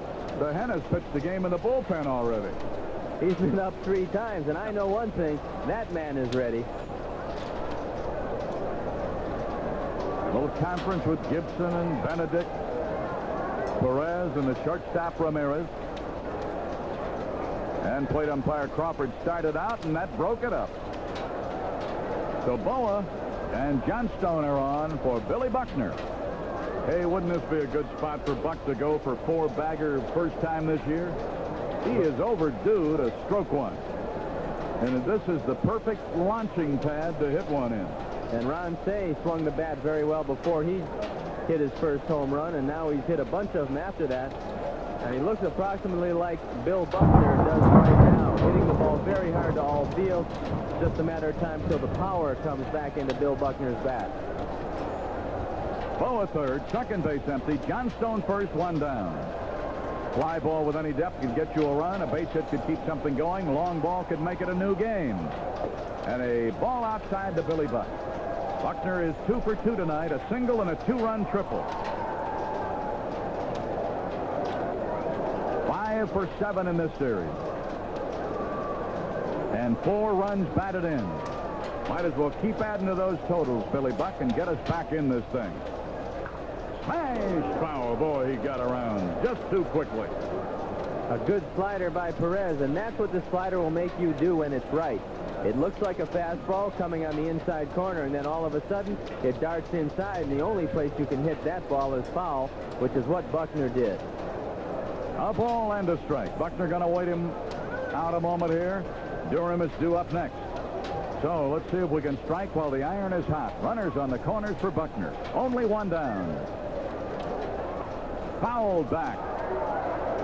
Up above the press box to our left, and it's 1-2 to Buckner. Johnstone has had 2 hits. Buckner 2 hits. Moreland 2 hits. So there's 6 of the 8 right there. Rainey had 1. In fact, he ignited the 3-run inning in the 3rd. But his pitching wasn't as good as his batting tonight. He's gone. And now it's up to Buckner to try to get us right back in it, trailing 6-3. And Buck thought he had made him wait too long. Going to make the young right-hander wait on him a bit. Everybody set. Oh, he almost threw it away. Did Benedict make a quick reaction? We saw just how quick Bruce Benedict is right there. Was a breaking ball about 1.5 feet outside. Benedict came out on the shin guard, moved across and made the stop, and that saves some trouble as we take a look once again at the right-handed Rick Bahena. Seeing the runners at 3rd and 1st, Boa and Johnstone. A 2-2 pitch on the way. Swinging in a base hit into center field. Buckner is hot. Boa's home, and it's a 2-run game. Boa scored. Johnstone to second. Buckner with his 3rd straight hit, his 6th hit in 2 nights, and his 8th hit in 3 nights. And Joe Torre is on his way. And that's going to be all for Pascual Perez, and it's a pleasure to see Bill Buckner swinging the bat. I know how well he can swing it. I threw a 5-hitter against the Dodgers one day. Buckner got 4 of them, and he hit everything that I threw as he did tonight to Pascual Perez. And we're going to see Rick Bahena, the 6'2", 170-pound right-handed rookie, as Pascual Perez gets a good hand by these fans in Atlanta. He's been 5-1, throwing the ball very well, so they appreciate his effort. A rocky performance for him tonight. He cannot get the win. He cannot get the loss, so he'll be credited with a no decision. And Bahena is 3-2 this year with a .438 earned run average. This is his 9th appearance. He has started 5 of those games. He has pitched 24 2/3 innings, given 21 hits, 2 home runs he's given up, 10 bases on balls, 7 strikeouts. And he'll be asked to quell the rally, but he's going to face Leon Durham, and he's got a chance to take him out of the ball game and put the Cubs 1 run up. So all the possibilities are there for you as Pascual Perez works 4 1/3. Well, you kind of had the feeling in the first 2 innings that it will be a miracle if either side would have a pitcher go any length of time in this game, didn't you? It just felt like an offensive ball game today, and that was unusual because they had both of their aces going. Rainey has been our best pitcher, and Perez, although he has not had the best record on their ball club, that belongs to Craig McMurtry. He's still throwing the ball very well, but we beat him last time. We hit him very well here tonight, and there's a lot of fireworks in Atlanta. All right. Remember, speaking of fireworks, there'll be some fireworks in the way of a holiday game Monday at Wrigley Field. When the Cubs return from this road trip, they'll be facing the Houston Astros, and it'll be Sports Bag Day. All you fans age 14 and over will receive a large Cubs sports bag, and that'll be Monday, Memorial Day, May 30th. So get your tickets and welcome the Cubs home on Monday. Here is Durham. He's hit into a force play and struck out swinging. He really went after a couple of bad balls on 2 of the swings and misses on his strikeout. He went after a ball almost in the dirt. Then he chased a ball that was up and away. So let's see if he's got his eye now against the new pitcher, Bahena. Inside a ball. And Bahena throws all 4 pitches. He doesn't throw exceptionally hard, but he's got a pretty good slider and throws a changeup. Right here, he's going to have to go right at Durham. He can't play around with him. I don't believe he's the reliever type. He's got a future as a starter. He'll be out of that bullpen just as soon as he gets his feet on the ground. 1 ball, no strikes. Too close again, and it's ball 2. Johnstone at second. Buckner at first. And the bull. Opportunity knocking for Leon Durham. Cubs are on the short end of a 6-4 game. He could turn that around. Check of the runners. Strike. He got enough of the corner. Every pitch, he's worked inside to the bull here. He doesn't want to let Leon get his arms out. He saw Leon hit the ball into the left field seat in Wrigley. He's got great power to the opposite field. Here's the 2-1.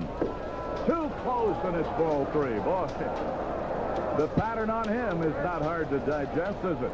He just keeps coming at him inside. 3 balls, 1 strike. And this is going to be a fastball if it has any part of the plate. Leon Durham is going to take a good rip at it. He did.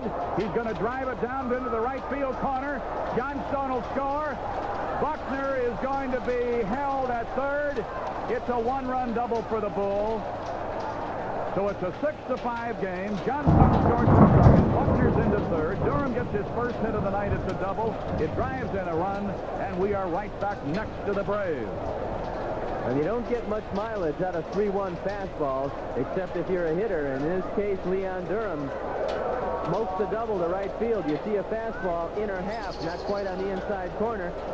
And there it is, right up against the Dodger sign. This is going to put runners on second and third. And Ron Say, who's flied to center and flied to left. Runners at second and third, and there's only 1 away. So the Cubs have an inning in the making. They've scored 2. They're only down by a run. A strike over the outside corner.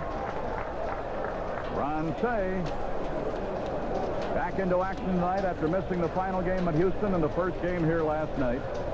Got a thigh pull in his right leg.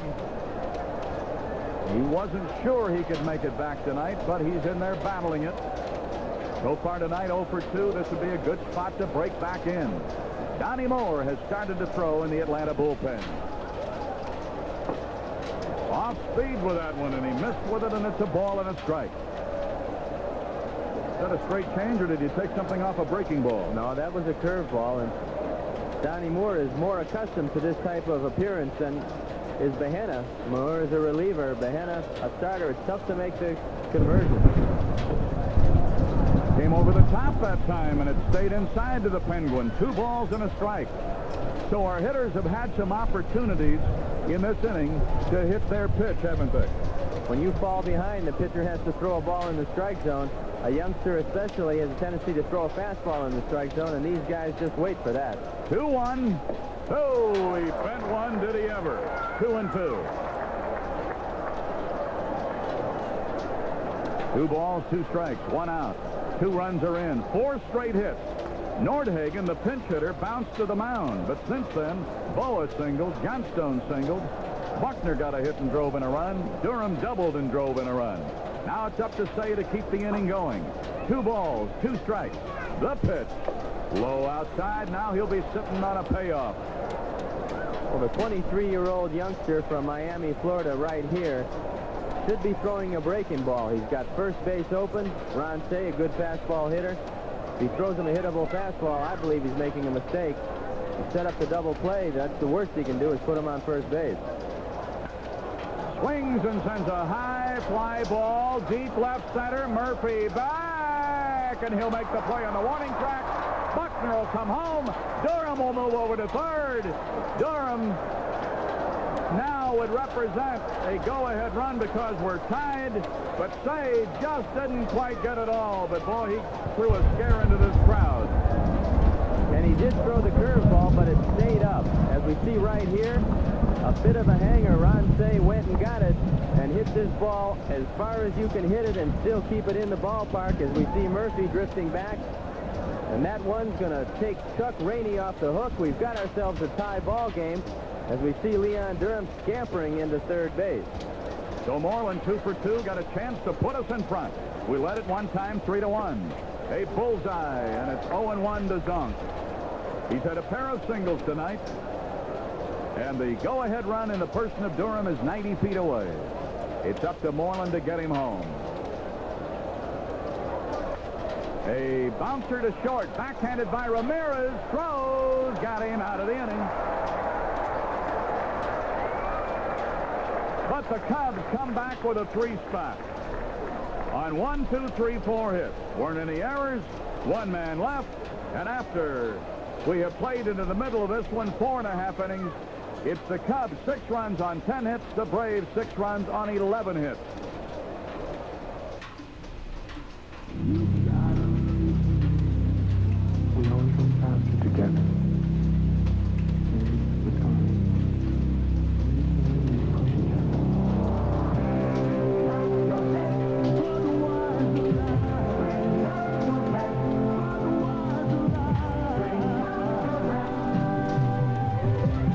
Success never comes easy. That's why there's nothing else like it. A shocking thing about the office of the future is the sound of it. So at Exxon Office Systems, we created the Exxon 965 inkjet printer. It can print just about anything as fast as 90 characters per second, and it's incredibly quiet. Now the automated office will never sound the same again. For more information, call 800-327-6666. Exxon Office Systems. It's the future without the shock. I wanted giant screen TV. But I didn't want a giant screen taking over my living room. Look what Zenith built. By remote control, the screen rises from the fine furniture cabinet. Zenith presents Space Screen 45, more than 3 times the area of a 25-inch screen, yet the picture is sharper than ever before in home projection TV. And only Zenith has the screen that disappears. So I get my living room back. New Space Screen 45. Only Zenith has it. Warren Brewster is on. He's going to look at the bottom 2 men in the order, but that's a little misleading because Benedict, although he's batting 8th, might be the hottest hitter on their club right now. And he hit the ball very hard to left field last time up. Didn't get a base hit. Hitting .333 coming in as we look at Brewster. 0-1, 549 earned run average, making his 15th appearance. Pitched 19 2/3 innings, 26 hits. He does not have a save yet. 7 strikeouts, 8 bases on balls. And the fans in Atlanta tonight have certainly gotten their money's worth. Not only are we close to the 2-hour mark in this ball game, but they've seen 12 runs and 21 hits. Here is Benedict. Got a hit in the 2nd inning and later scored on a wild pitch. 3rd inning lined out hard to Johnstone. He's 1 for 2 tonight. And the first pitch is a strike from Warren Brewster. Benedict has a 10-game hitting streak. Braves batting in the 5th. It's been a seesaw affair. A little tight at the knees, and it's 1-1. Some greetings from Ron Schaefer and David Deerrolf from Knoxville, Tennessee. Watch our games on cable, I'm sure. There's a ball, and it's 2-1. They tell me the San Diego Chicken is in Knoxville tonight, but they'd rather watch the Cubs on cable. Oh, boy. So tonight the Chicken laid an egg. 2 balls and a strike.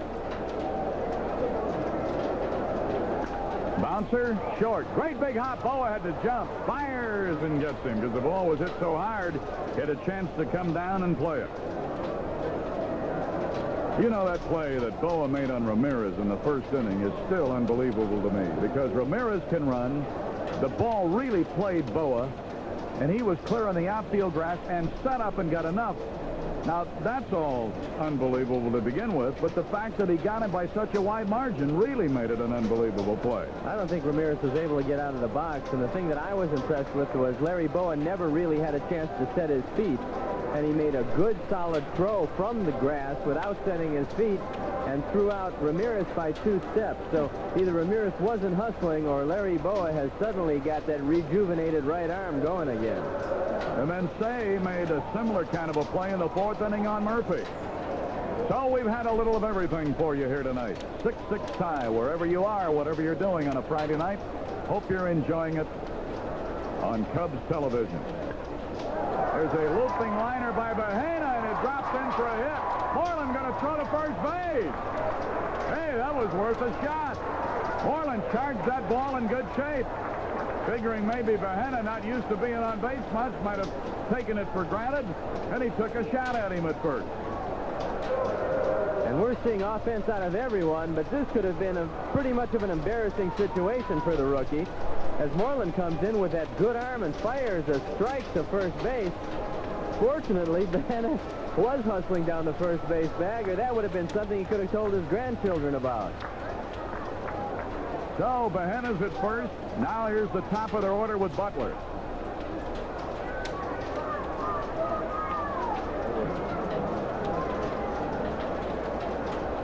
Fouled off down the left side into the picnic area by Butler, who is 1 for 3 tonight. And Behena was hitting .250 coming in, 2 for 8, so he's hitting .333 now, and that's pretty good stick work for a pitcher. Joe Torre knew something. I think you expected him to be lifted, especially with Donnie Moore ready. There's a ball, and it's 1-1. I expected Donnie Moore, who's more accustomed to relief pitching, to come on in the ball game, but Joe Torre obviously knows that there's a couple of afternoon games. He doesn't want to tire out his bullpen going into tomorrow afternoon, so he decided to let Behena throw some more. There's a bouncer by shortstop Bowe into left field. They got runners at first and second. He went to the opposite side. Bowe was shaded toward the second base bag, couldn't get back to hit it off. And Butler's done that a couple of times. A slicing ground ball just eluding Larry Bowe at shortstop, putting runners at first and second with only 1 out. 4 hits in 2 nights, so Butler putting on a show for the home folks in Libertyville. And that'll bring up Ramirez. He is 0 for 3. Had a bid for a hit taken away in the first inning by Bowe. Since then, he has struck out swinging and flied to center. 2 on, 1 out, 5th inning. Score tied 6-6. The Braves have 13 hits. And the strike is in there on Ramirez. Washington due up next.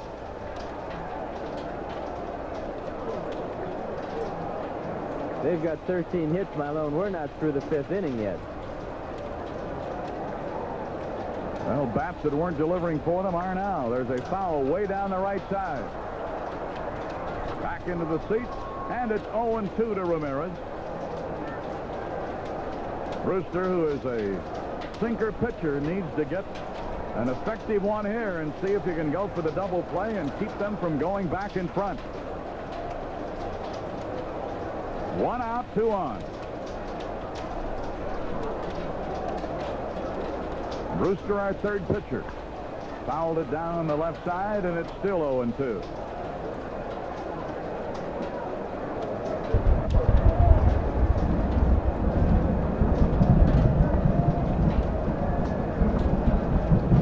The count. Brewster not satisfied with the way he's coming off that mound, going to fill that hole in a little bit. That'll happen especially on a night where several pitchers have worked. There's a different way they dig it out, and the pitcher got to fill it back in for himself. There's a bouncer toward Kennedy. He is going to tag that runner. He wanted to make the double play, but that runner ran away from him, and that Butler saved them from making the double play. A little bit of an error right there in judgment on the part of Junior Kennedy. If he gets rid of the ball as he's chasing the runner back, you can turn a pair here. Watch it right here. He's chasing Butler back. Now's the time to throw to first. They'd have had Butler hung up in a rundown. As it was, he waited to tag Butler, and when he did that, Ramirez streaked across first base, and we still have runners at the corners facing a tough Claudell Washington, who is only 3 for 3 tonight. Yeah, it's tough to give a guy hitting like Washington now a chance to hurt you. But here he is with runners on the corners. Behena's at third, Ramirez at first, 2 down. Up to Washington, and it's a ball. He singled in the first, singled in the third, stole a base, singled again in the fourth. He has scored 2 of their 6 runs in a game that shows us tied at 6-6. Behena at third, Ramirez at first. Claudell Washington waiting on a 1-0. Did he go around? Yes, he did, and the count is even at a ball and a strike. So Atlanta batting in the 5th. They led 1-0. Cubs led 3-1. Braves won in front 4-3. Then 5-3. Then 6-3. Then the Cubs tied it with 3 in the 5th. And that's the way it's gone here tonight. Low with his sinker, and it's 2-1.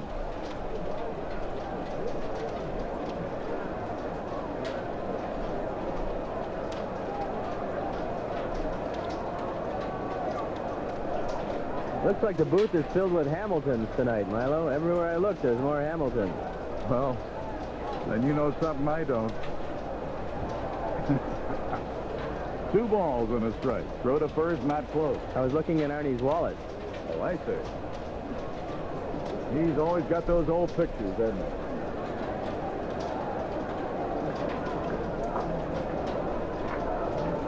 Runners take their leads at first and third. Brewster taking a long time. He needs an out. The 2-1 to Washington. Foul down the right side behind first base coach Sonny Jackson. So Bahena will turn to third. And Ramirez walking back toward first. 2 balls, 2 strikes, and 2 away. Brewster trying to hold them where they are. He doesn't want Atlanta to jump back in front. Washington waiting. He's swinging a good pitch tonight. 3 for 3, and here's the pitch. A bouncer to Kennedy, and Brewster will be out of a jam. So Kennedy throws out Washington. First time they've stopped him tonight. No runs and 2 hits, no errors and 2 left. We've played 5, and we're tied at 6.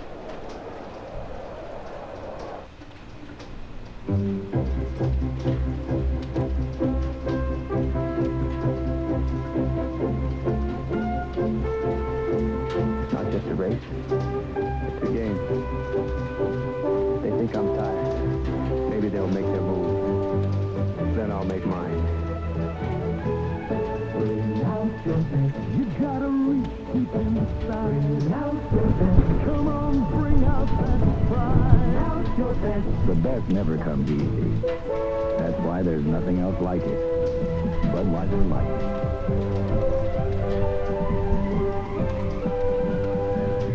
Bring out your best. Budweiser Light. Bring out your best.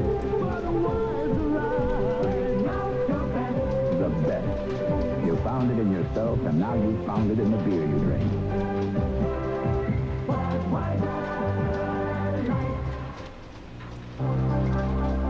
Pulsar Quartz introduces the Wizard, the world's first and only quartz watch with data displays right on the crystal. New dates and time appear at home and in 26 zones around the world, plus alarms and professional chronographs. The Wizard has more timekeeping functions than any other watch, and only Pulsar has the Wizard. Pulsar quartz watch is available at fine jewelry and department stores. We go to the 6th in Atlanta. Milo Hamilton and Steve Stone. And if you like to see a lot of runs, you're looking in at the right spot tonight, aren't you? Bahena's still on, and he'll be looking at Jody Davis, who's looking for his first hit in the series and takes a strike. I want to remind you again of the David M. Wilson Memorial Golf Outing and Dinner. It'll be Monday, June 27th at the Indian Lakes Resort, and that is in Bloomingdale, Illinois. A ball and a strike. They'll tee off at 7 in the morning, and if they can all get around, they'll have dinner together at 7 at night. A ball and a strike. Breaking pitch again. He misses with it. 2-1. Some WGN personalities will be there. If you'd like information on the David M. Wilson Memorial Golf Outing and Dinner, call 827-4272. The 2-1. There's a drive back into left field, and it is gone. Jody Davis, who owned this ballpark and the Braves last year, tees off on his night. It's Gainesville, Georgia night. 3,000 strong from Jody's hometown, and he's given them the home run trot. And I think, Milo, that's why I was surprised to see Bahena still in there. When you're not accustomed to relief, it's a whole different world than starting pitching. He made a mistake right there, and Jody Davis took advantage of it. And when he hits the ball hard, it goes out of the ballpark. And he put us ahead right here, as we'll take another look at it. It's a fastball up and in that doesn't quite get up and in far enough. That's the 7th run. And Dan Cotter and the folks at True Value ring that cash register, $100 for Cubs Care. There's a check swing. He really was trying to get away more than anything else. Fouled it down the right side. And they got a big left-hander throwing in their bullpen. He's a very big left-hander. That's bigger than I've ever seen him. He's as big as you want to be. Ex-Chicago White Sox and a lot of other ball clubs, but he's throwing the ball great down here in Atlanta. Junior Kennedy with a 1-2 count. He's 0 for 2 tonight. Bounced into a double play the last time up. A 1-2 from Bahena. He struck him out. He challenged him upstairs and got away with it. It's his first strikeout. It's the second strikeout of a Cub in the game. And Brewster now, since we're back in front, will bat for himself. When you don't play a great deal, you have a tendency to have a floating strike zone. If you come off the bench every now and then, you really have no idea where the strike zone is. You saw it right there. Kennedy swung at a pitch over his head for strike 3. Strike to Brewster. We're in the 6th inning, and the Cubs are back in front. Second time they've led tonight. They've gotten up off the deck here tonight. They fell behind by 3 and now lead by 1. And another strike to Warren Brewster. Montreal leading Philadelphia and Carlton with Sanderson 3-1. Cincinnati pounding the Pirates 8-0 in the 7th. Strike 3 called. He just reared back and fired the ball by Warren. If that score on their scoreboard here is correct for Cincinnati, they've made either one of 2 mistakes. Either the score is wrong or they haven't lifted Candelaria's number from the scoreboard, because I can't believe he is still in there with an 8-0 game. Bouncer to Hubbard. It's easy. So after the homer, Bahena was tough. But Jody Davis broke the tie. 1 run, 1 hit, no errors, nobody left. And we'll go to the bottom of the 6th with the Cubs in front by a run. If you're loaded down with yard work, let True Value Hardware stores help lighten the load with this easy-to-maneuver homeowner's wheelbarrow. For bigger jobs, get True Value's heavy-duty wheelbarrow with a seamless steel tray. Or choose the large-capacity lawn cart with a tough steel frame. And you can load up to 300 pounds on this True Value hand truck. Available at participating True Value Hardware stores and home centers. Why do Chicago business travelers choose United? I appreciate a fine collection, whether it's a collection of rare Oriental porcelain or the most advanced aircraft in the sky. And that's why I appreciate United's collection of 767 to LaGuardia. United now offers 10 daily flights to LaGuardia, including 5 767s. United 767. It's a real work of art. People who fly for a living fly United's friendly skies. For about 10 cents a day, you can belong to one of the most respected motor clubs in America, the AAA Chicago Motor Club. To join, dial 312 the club. In the bottom of the 6th, Warren Brewster now with a 1-run lead. He's our 3rd pitcher tonight, following Rainey and Crowley. Murphy, Horner, and Chambliss due up in the Atlanta 6th. Remember now, a week from tomorrow, that's Saturday, June 4th, when the Pirates will be at Wrigley Field, it's the 2nd annual Cubs Hall of Fame Classic. 2 clubs will be managed by Charlie Grimm and Lou Boudreau. Greats like Billy Herman, Augie Gallan, Ron Santos, Andy Pafko, Don Kessinger, Peanuts Lowry. That's just a few of the former Cub greats, and they'll play another team of Major League greats immediately preceding the Cubs game against the Pirates. Gates open at 10:30 a week from tomorrow at Wrigley Field. Here is Murphy, 2 for 3, and it took a great play in the 4th inning by Say, or Murphy'd be 3 for 3, as Washington was earlier. So here is Murphy, a double, a single, a run batted in and a run scored, and a ground rule double cost him another RBI. And it's fun to watch these seesaw games every now and then. The pitching staff doesn't appreciate him, but the fans get a kick out of him, and offensive baseball is interesting baseball. A ball to Murphy. Well, you had to buy a program in this ballpark tonight to be able to keep up with things. 1 ball, no strikes. Brewster's pitch. He caught enough of the corner to get the call that time, and it's 1-1. And Forster continues to throw in the Atlanta bullpen, and even though it'll be a rarity if they get down to the pitcher's spot, perhaps that's going to be all for Rick Bahena. A high fly ball down the right side. Is it going to hang up long enough, or will it even be playable? Nope, it kept drifting over past the bullpen. Moreland made a good long run. So did Buckner and Kennedy. It just didn't stay up or stay in where they could make a play. And it appeared that Keith Moreland ran for about a week to get to that ball. He was played around in right center field, and he came over on the fly ball that just barely made it into the stand. That would have been a nice place to retire Murphy, who's always a dangerous hitter. You want to keep him down to as few swings as you can during a night's work. Brewster waiting for everybody to get back in place. Buckner, Moreland, and Kennedy, they are. And Warren with that big chaw is ready to work again.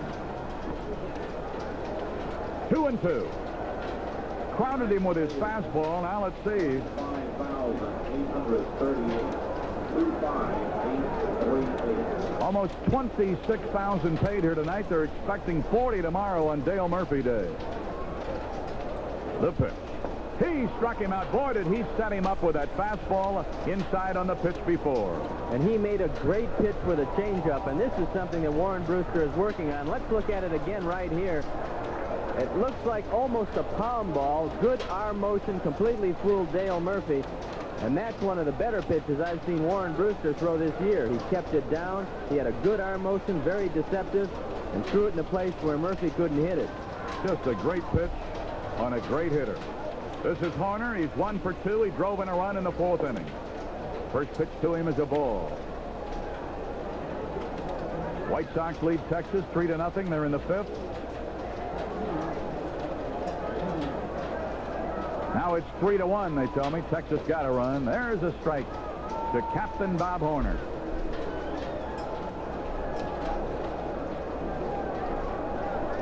A ball and a strike. He is a young captain. Hit him on the fist and popped him on the right side. Kennedy out, and Kennedy's play to make.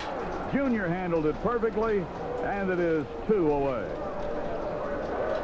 Last year he looked a little like Captain Ahab, but this year he's in pretty good shape, and he's playing very well. He hasn't generated the kind of power yet, but got some pretty big RBIs for this ball club, and he's one of the guys they look to consistently to supply power. An improving third baseman also.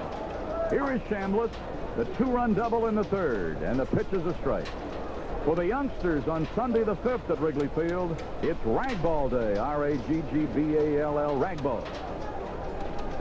Not quite like the old song, but it's close enough to call your attention to it.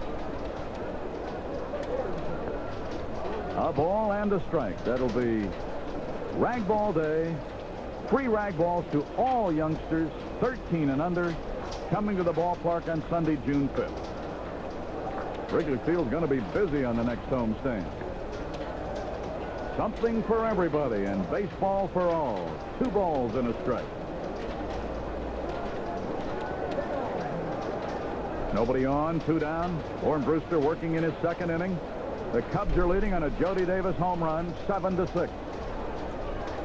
Now Jody and Brewster can't get together here, and rather than make a mistake on a guy who's capable of hurting you, and sometimes, I guess, Steve, when you aren't really sure, maybe you don't grip the ball right, or you let go of it in a peculiar fashion, and then you make the mistake. I think what happened is Warren took off Jody Davis. Jody went out to tell Warren, this is why I want this particular pitch. And a lot of times the catcher is thinking one thing, the pitcher the other, and so it's best to go out and talk about it so you're both along the same wavelength. All right, they've done it, and here's the 2-1. Hey, he had the right idea there. Boy, Chambliss really let it all hang out, and he came up empty. Might have taken out a row of seats in right if he'd have hit that one. He really let it rip. 2 balls, 2 strikes, and 2 down. Bottom of the 6th. A high pop down the left side. Say moving, Boa moving, Johnstone moving. Boa has the best angle, and he makes the play. The right fella called everybody off there, Steve. Would have been a very tough play for Ron Say. Larry came over alertly, said, I have it, and ended the inning. Watch it right here. As you watch it, it was a 3-up, 3-down inning. We played through 6. Nice to have been with you, Steve. Keep it right where it is, or get us another 1 or 2. We'll go to the 7th, leading by a run.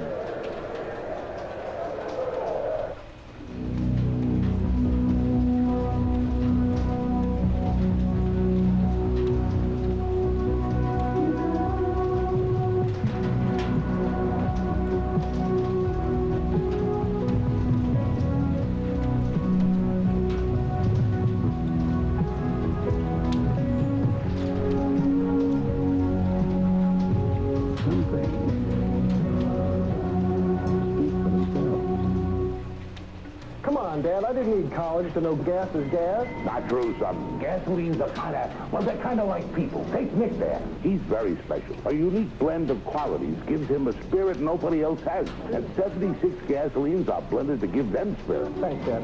I'll get it. Hey, Nick, I just learned how spirited our gasoline is. We are kind of like people. Let's take him out there. He's very special. Fill her up with spirit. Let 76 gasolines, they're blended to give them spirit. The spirit of 76. The lowest prices of the year are at Montgomery Ward this week. Save on items for your home and car. Valvoline motor oil, 54 cents a quart when you buy 12 quarts. And save on clothing for your family. Wrangler jeans for men and boys. You won't find lower prices on this quality interior and exterior latex paint, half price. And save $70 on this microwave oven. The lowest prices of the year are at Montgomery Ward this week. Hurry, sale ends Saturday. Harry Carey and Steve Stone will go to the top of the 7th, and Terry Forster signed as a free agent by the Braves. Hard to believe that Forster is 32 years old. Seemed like only yesterday, Steve, he was with the White Sox at age 19.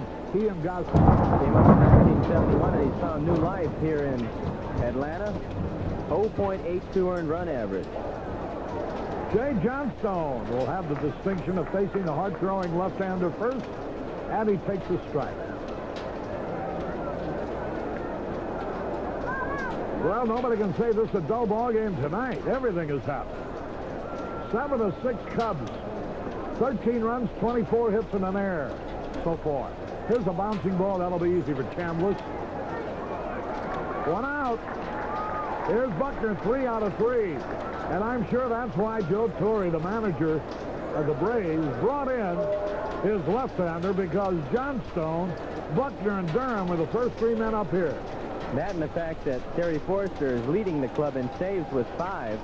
He's making his 17th appearance, and he has been very stingy this year. He's finished 8 ball games, and he seems to have rediscovered that good stuff that we saw him throw when he was with the White Sox. No home runs have been hit off of him. Bill Buckner. First pitch, ball 1. Buckner has had a great night. 3 runs batted in, 3 out of 3.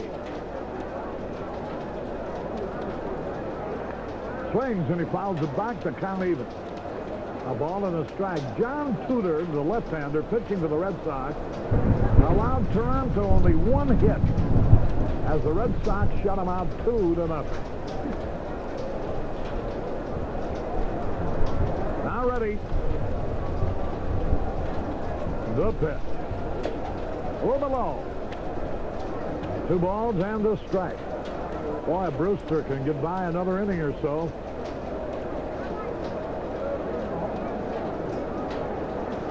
We got Lee Smith ready to finish it up. Whoa, he fouled it off his leg. Don't be hurt, Bill. He's okay. When Terry Forster came into the major leagues, there was another hard-throwing right-hand pitcher for the White Sox. Rich Gossage and Terry Forster combined to provide the White Sox with one of the most fearsome bullpens in the major leagues at the time. Both hard-throwing kids. They both still in the major leagues, and both still throwing the ball pretty well. Now ready.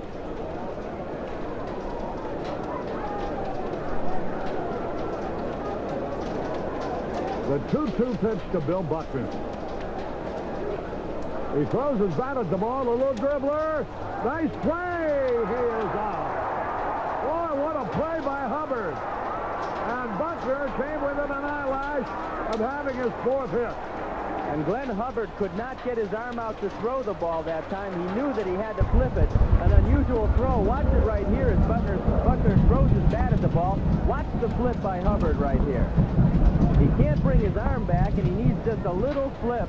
That's all he could get on the ball, and it was just enough as Buckner's still in the air when Chambliss caught it for the out. Forster's first year was 1971 with the White Sox, and he was only 19 years old. Here's a pitch now to Durham, and it's a slider in there for a strike call.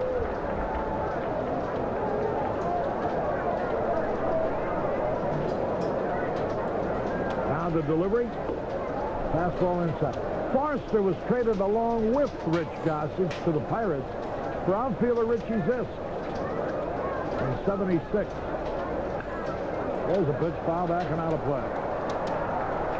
That was when I believe both of them had a chance of becoming free agents, Terry, so they decided to send them both to Pittsburgh. And after that one season that Gossage threw there, he became a free agent and went on to the Yankees. Then Zisk played for the White Sox 1 year, and then he went on as a free agent, signing with Texas. There's a little tap. Chambliss gives it to the pitcher. Hey, safe, he beat it out. Oh, Durham just absolutely sensationally fast for a big man. He just beat that play. The mistake right here was on Chris Chambliss. Watch, he gives him a glove toss. Terry Forster just didn't get there. A good call by Doug Harvey right there. And that results in Leon Durham's second base hit of the night, and that was just pure hustle. Yeah, a lot of guys will say, ah, shucks. I didn't hit that ball hard and spot down there.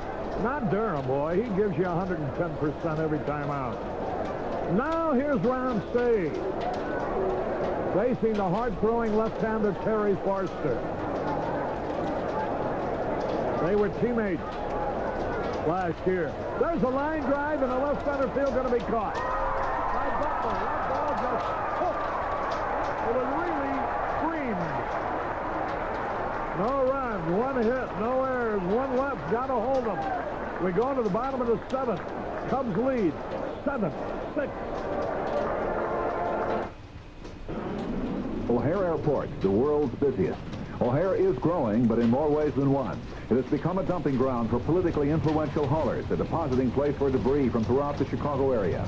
Dumping carried out in plain view of airport officials who deny it's going on. The story of illegal dumping at O'Hare Airport, the eyesores and dangers it creates, and the story of the people whose lives it affects. I'm John Drury. Watch O'Hare, Airport or Dump, a WGN News investigation tonight on the 9 o'clock news.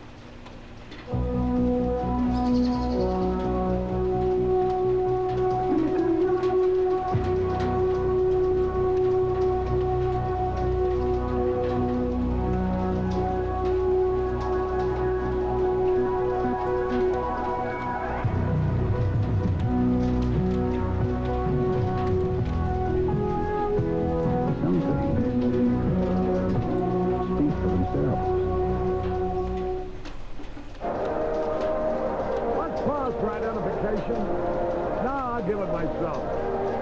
You're watching exciting Chicago Cubs baseball over WGN Channel 9 in Chicago, where immediately following, you'll see a comprehensive report of the news. John Drury and Bill Frink on sports. Who does the weather at 9 o'clock now? Well, Harry, it didn't amount to anything, but I love to see Leon Durham going down the line. You never know when a job of hustle like that can result in 3 or 4 runs.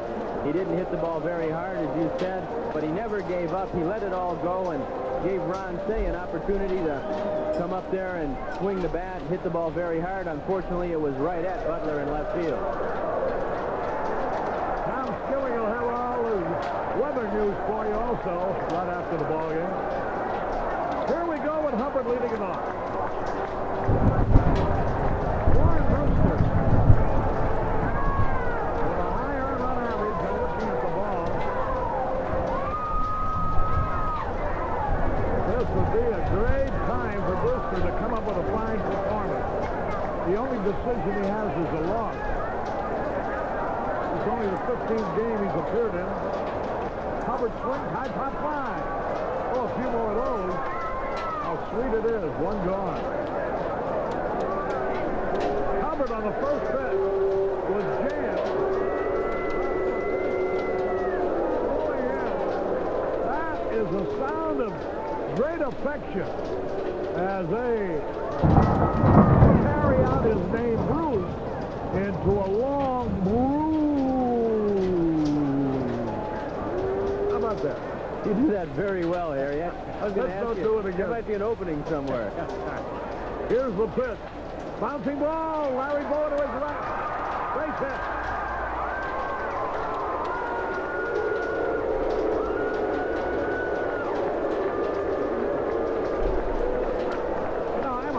That Larry doesn't cheat more to his right. That's his weak side. I guess they expect him to hit up the middle. And we're going to see a pinch hitter, a pinch runner rather, for it's like Smith. Benedict, and it is Smith.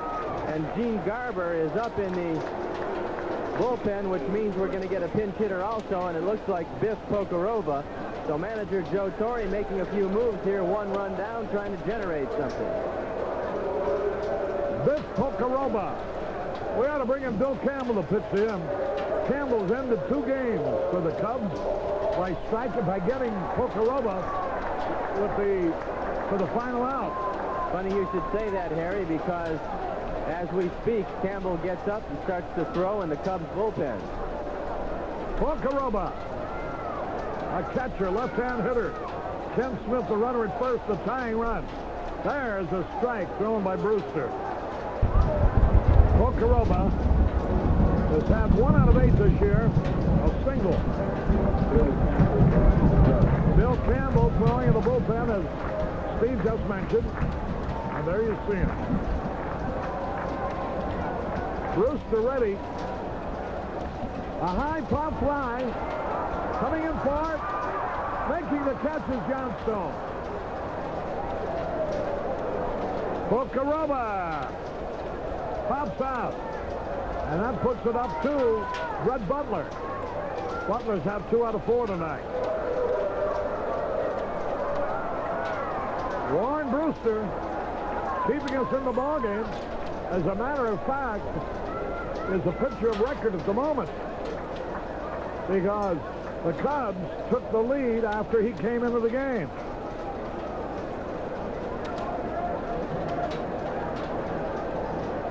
Here's Brett Butler. He doubled twice off the right field screen last night. The delivery. Strike, a good moving fastball. Caught the outside corner. Johnstone is playing him straight away left. They give him a lot of room in left center and in right center. Ken Smith, the runner at first.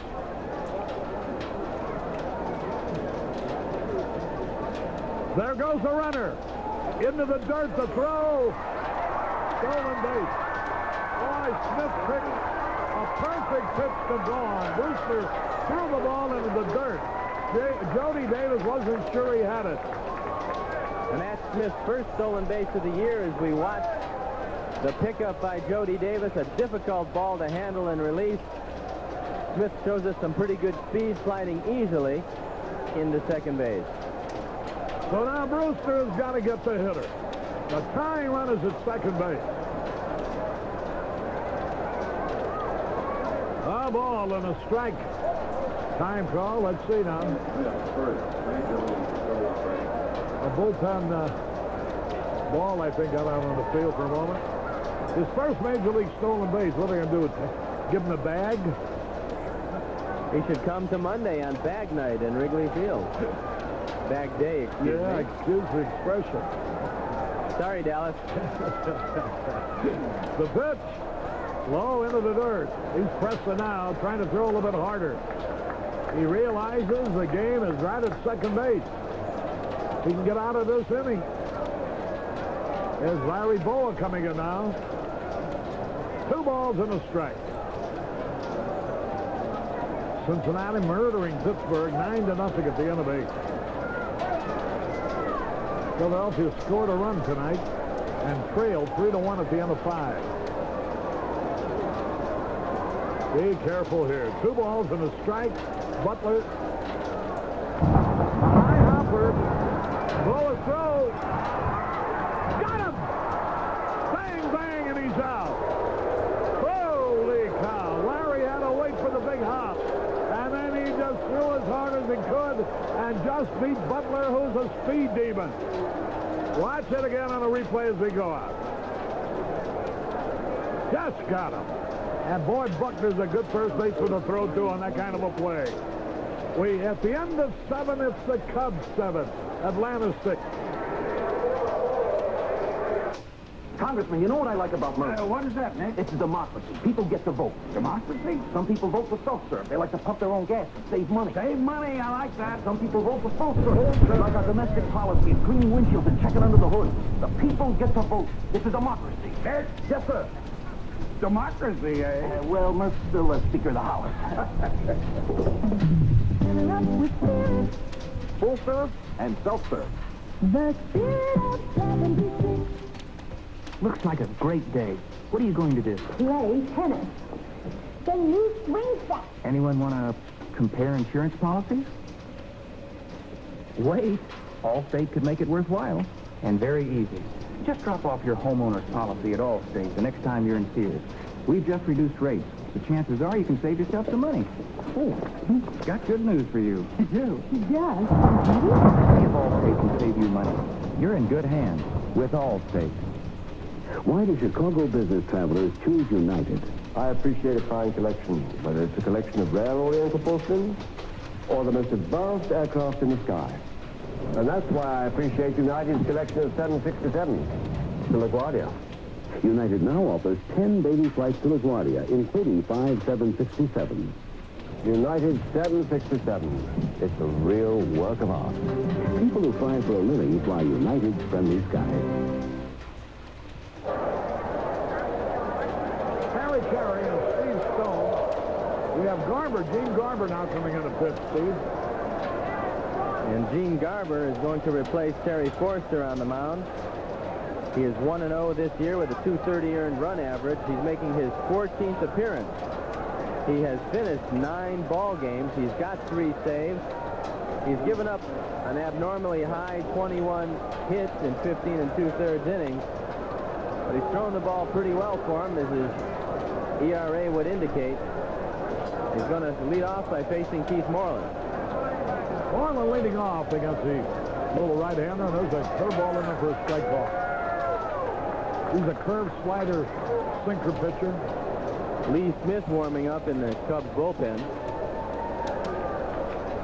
Moreland swung from the heels at that crossfire curveball. And Gene Garber is the man who stopped Pete Rose's 44-game hitting streak. Threw him a changeup, and Pete Rose was angry, yelling, "Why don't you challenge me?" But I guess you got to get the hitters out. That's the name of the game. Low and outside. Garber, 36 years old. Still an outstanding relief pitcher. Lee Smith working in the bullpen.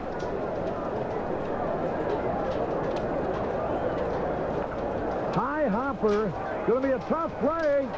Turner throws him out. Turner charging in, cut that ball off, and flipped over to get Moreland. One away. And you can always tell an offensive or defensive ball club by their home park. We've seen a lot of these high choppers tonight, which means that in front of home plate it's very hard. The groundskeeper keeping it hard because Atlanta has a lot of offensive power. If their team was built on pitching and defense, they would soften it up to kill the ground ball. 1 out, nobody on. There's a sidearm curve to Jody Davis. Jody's home run is the difference. He's only hit on the last 2 nights, but what a big one it was. Outside. There's a guy, doesn't overpower you with his stuff, but he knows what he's doing out there. He hits those spots, keeps the ball down. There's a look at Lee Smith. Well, he's got a good sinker. He had 30 saves last year, Harry. Jody Davis swinging for the down. Also very deceptive on his motion. As you see right here, he turns his back to the hitter on occasion. He really protects the ball. The hitter can't see the ball until it's right up on him, so he doesn't have to throw that hard. He throws a lot of breaking pitches. 2 strikes and a ball. Jody Davis waiting. Outside, that evens the count, 2-2. Jody with 5 homers now, 16 runs batted in. We're in the 8th. Cubs are leading 7-6.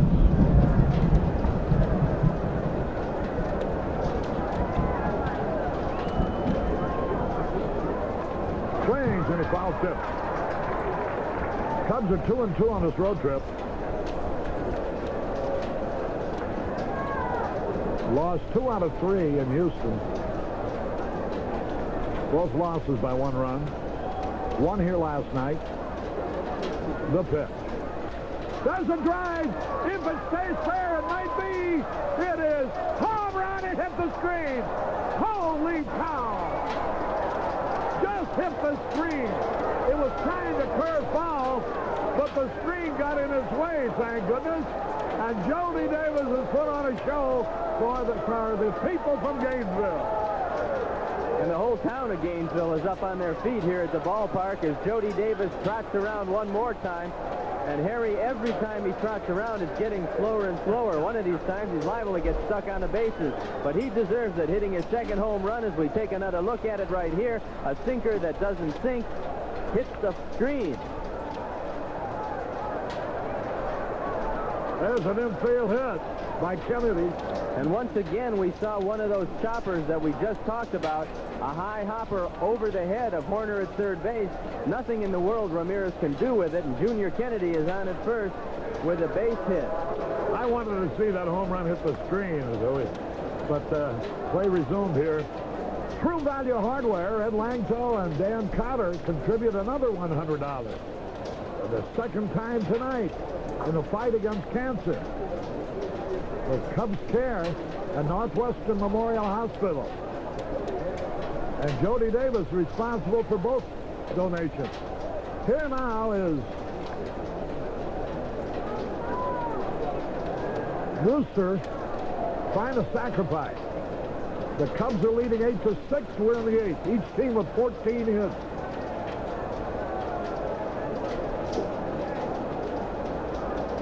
He's going to bunt. One pitch, that's a terrible pitch. And he can't believe it himself. And Harry, each time it looked like they were going to take out Warren Brewster, Jody Davis hit a home run and kept Warren in the ball game. And this time Lee Smith was up in the bullpen. When Jody hit that one, Lee sat down and Warren came up to bat again. Here's a pitch. He bunts. There's a good one. That will advance the man. A sacrifice. And I'll put it up to Larry Boa here to pick up an insurance run. Boa is 1 out of 3 tonight. Has scored twice. Cubs are leading 8-6 in an eventful ball game. Everything has happened. The crowd very quiet at the moment.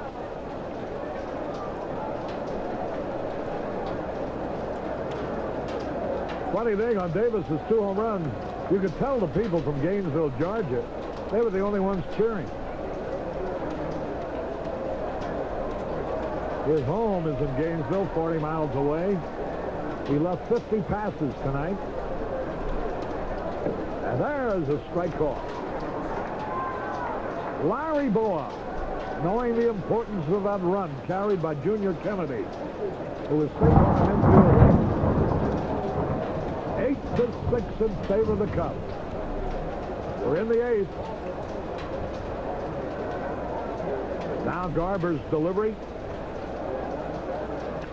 There's a little looping liner to the second baseman for the out. Boa did not hit it hard. Looped the liner to Hubbard, who grabbed it. 1 run, 2 hits, no errors, 1 left. We go to the bottom of the 8th. Cubs 8, Atlanta 6. The Suitery's revolutionary markdown policy. Now you can step up to Suitery quality at irresistible prices. Quality suits that make you look good and feel great at a super markdown price. A superior selection of luxuriously crafted suits, including fine wool blends at a super markdown price. Designer concepts, masterfully merging rich fabrics with understated elegance, incredibly underpriced. At the Suitery, where your taste level is more affordable than ever. For the Suitery near you, dial SUITERY. Suitery.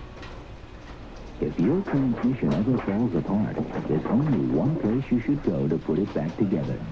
Amco. Why go anywhere else?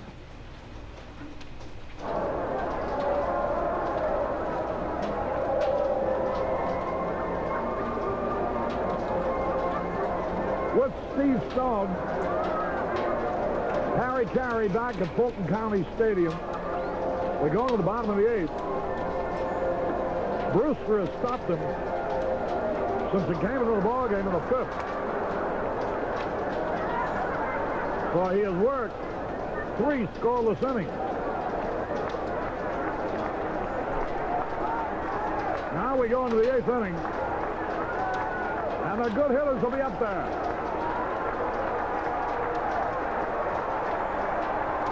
The crowd comes to life. Ramirez will be the hitter.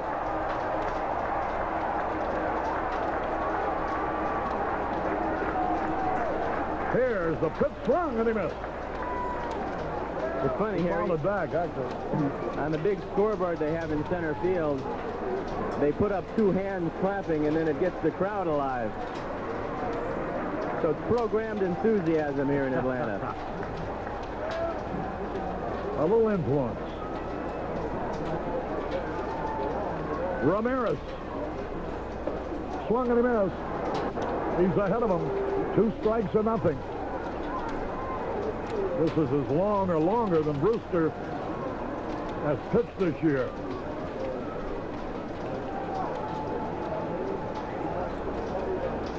Bounces that one in front of the plate. Brewster has pitched a total of 19 innings and 14 appearances.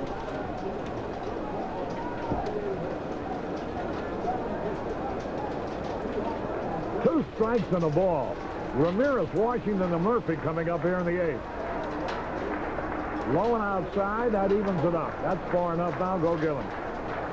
Lee Smith is back up and throwing. And I'm sure that Lee Elia knows how long Warren Brewster has gone. And he's not going to let him go too far in this inning if he struggles at all. 2 pitch. Line drive right out. Say 1 out. 1 away. Add another one to the total of line drives hit by the Braves this year against Cub infielders or outfielders. Sometimes it's better to be lucky than good. We've been a little bit of both today, but it's been frustrating for the Braves. They've hit a lot of balls hard these last 2 games. They don't have a whole lot to show for it, although I look up and see 14 hits on the board. 1 out. Here's Claudel Washington. He swings, a little dribbler. Pitcher's going to have to cover the toss. He's out. Claudel's an easy out. 2 gone. I don't see those hands influencing. Yeah, now they come to life with Dale Murphy coming up. Brewster struck him out the only time he pitched to him. He made a fine off-speed pitch, a good changeup down, and Warren Brewster has looked very good here tonight. He's changing his speeds very well. Good location, and he's kept Atlanta off balance now in the 4th inning that he's worked. Here's the pitch. Bouncing ball. There's a base hit. Murphy gets his 3rd hit of the night. A single to center. And here's Bob Horner representing the tying run. I think this might be it. Here comes Lee Elia out. He's down now to the last 4 outs, protecting a 2-run lead. And while Brewster has done a tremendous job, this is the time of the game when you got to have your ace in there. And Lee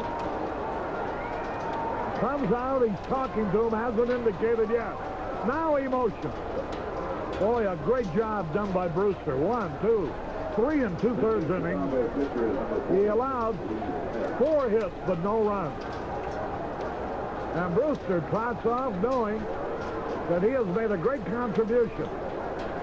And if the Cubs hold on, he will be the winner. Lee Smith is coming on for his 16th appearance of the year. 0-2 with a 127 earned run average. He has finished 13 of those 15 appearances. 21 1/3 innings, only 10 hits. He struck out 14, he's walked 9. And the last time he threw in Houston, he had a little bit of a problem. He was talking about just not getting his strength back after that stay in the hospital. But he says he feels better right now. He'll be asked to protect the 2-run lead, and he'll come on with 2 outs. Murphy at first base, and the dangerous Bob Horner coming to bat. Horner is 1 out of 3 tonight, driving in a run. I know you as a pitcher, Steve, appreciate the artistry and the ethereal beauty of a 1-0 or 2-1 pitching masterpiece. But for the enjoyment of the fan, give me this kind of game anytime. Harry, the only time I like to see the 1-0 game was every 5th day when I pitched. Other than that, it was a pleasure to see runs scoring and guys trotting around the bases and balls leaving the ballpark. But usually that pitching staff gets a little depressed if it happens too often. But this is a fan's game. This is a game that you really have to love because every facet of baseball is displayed here. You see great throws from the outfield. You see home runs and double plays and a lot of men hitting behind the runners and bunts. This is what the game is all about, seeing these guys execute and showing all their talent. All right, here we are now. Lee Smith, to face one of the great sluggers of baseball.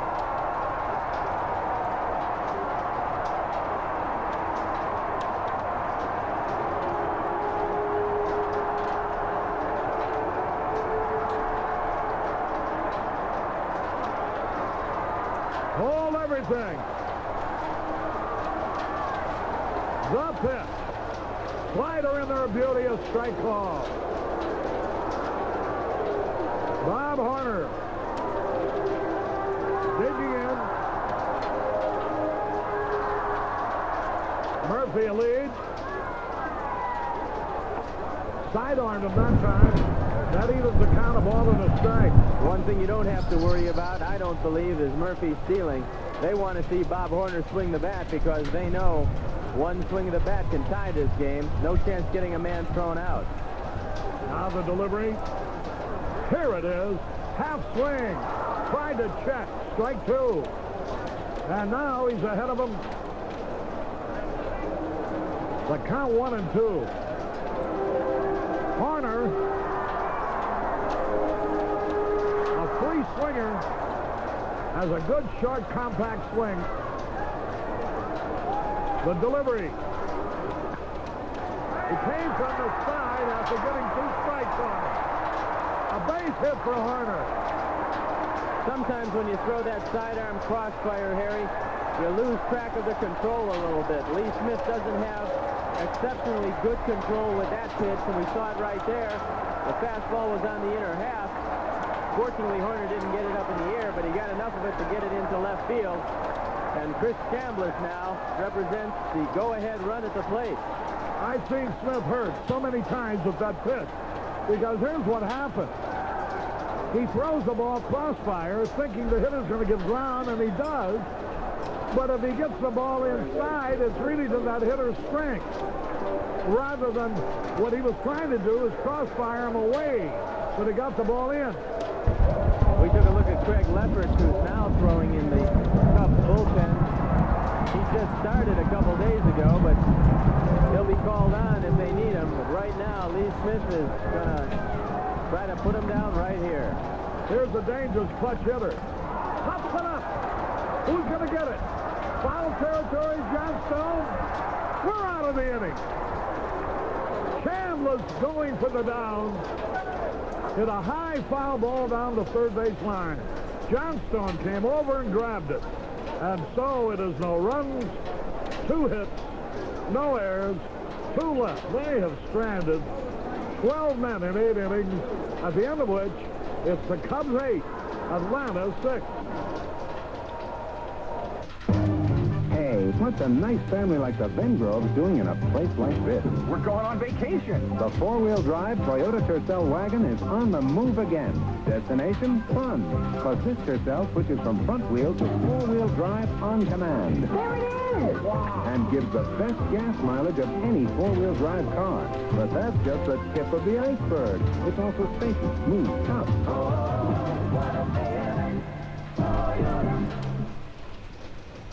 Sodium can turn up where you least expect it. Even in your antacid tablet. Your antacid tablet. If you're concerned about sodium, what antacid do you take?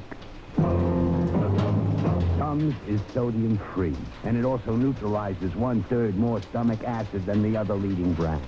Tums lets you do without the heartburn and without all that sodium. Come to McDonald's for the great American meal. The joy of our Big Mac sandwich with 100% pure American beef. Our fries of golden U.S. Idaho russet potatoes. And a refreshing Coca-Cola. Then take off for a great America deal with these Fun Bucks. Run free with any McDonald's purchase. Every Fun Buck is good for $1 of fun at Marriott's Great America. Save up to $12 a person. A great America deal and a great American meal. Great America, McDonald's, and you. Carry back in Atlanta we go into the top of the ninth. Jerry Royster now playing third base in place of Bob Horner. Here is Jay Johnstone on the first pitch is in the first strike call. Johnstone is 2 out of 4 tonight. He's had big hits in each of 2 scoring innings.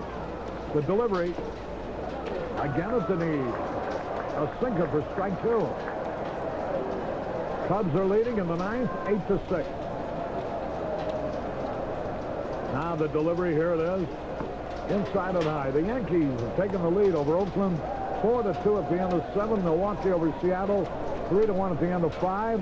White Sox 3-1 over Texas at the end of 6. There's a ground ball. Hubbard is there. He's got it. Throws to first for the out. Johnstone rolls out. 1 away. Here's Bill Buckner. 3 out of 4 tonight. 6 out of 9 for the 2 games in the series. And Harry, you have to credit manager Lee Elia with another juggling of the lineup, moving Jay Johnstone into the second spot, and that provided some offense tonight. He decided to rest Ryan Sandberg. Here we see we've got 8 runs and 14 hits, so the offense certainly has come alive, and a day off for Sandberg at this time is not going to hurt him at all. 1 out, nobody on. Here's Bill Buckner. There's a slow underhanded curveball. Submarine pitch for a strike call. California at Cleveland, they're tied 4-4 in the ninth. Bill Buckner digging in. Looks like he definitely has come out of his slump. 6 hits in the series so far. Now Garber has his sign. Buckner calls time as Garber takes too much time. A battle of nerves between pitcher and hitter. The pitch. There's another. No, great play by Hubbard. Boy, he's really creamed one, and Hubbard made the stop to his left. Can't hit the ball any harder than that. And he's so close to being 5 for 5 tonight. Glenn Hubbard made a great play last time coming in a short flip. Got him by an eyelash, and that time on a ball ticketed for right field, Hubbard came over to his left and made a fine play. Here's Durham now. He's 2 out of 4 tonight. He had a cut and he fouled it back. His double in that 5th inning drove in a run, made it 6-5, and Say followed with a sacrifice fly to tie it. Again he had a good cut, and again he fouled it back. Looking ahead to the bottom of the ninth, they'll start with Hubbard, and then Benedict, and then Pocoroba. If all goes well, Pocoroba will make the final out for the 3rd time in the 4 games these 2 games. Strike 3 call. Durham knew it. 1, 2, 3, nothing across. That's the first time in this game the Cubs have been retired in order. So we go down to the bottom of the ninth. Cubs leading 8-6. If you have a long list of lawn and garden needs, you'll appreciate the wide selection available at True Value hardware stores. Nelson's Dial-A-Range Sprinkler offers 20 watering patterns. This True Value 60-foot nylon reinforced hose gets water to where you need it. You can have greener grass with True Test Lawn Food. And a large capacity True Value spreader lets you apply fertilizer evenly. Get it at participating True Value hardware stores. Why are more and more new truck buyers selecting Toyota? Value. Right. your Toyota dealer's got the sports truck with diesel engine efficiency. A truck with 3 across seating that has the biggest standard engine in its class and a 1,400-pound payload. Right now, he's got truck incentives from Toyota that could give you even more truck for your buck. Somebody did it right. Value. Your Toyota dealers got it right.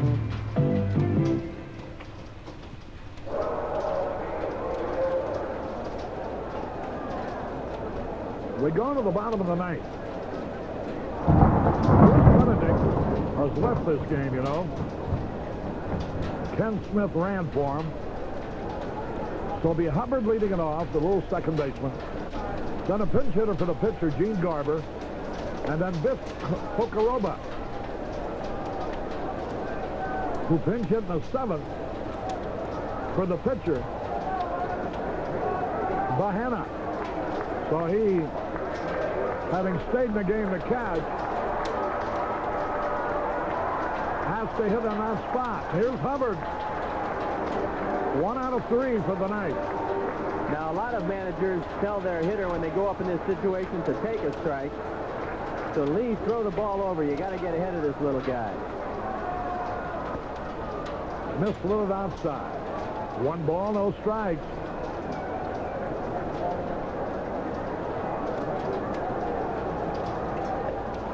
Ball 2. That's the worst thing in the world that he can possibly do, is to walk somebody. Harper. Terry Harper is going to be the pinch hitter. Ball 3. 3 balls, no strike.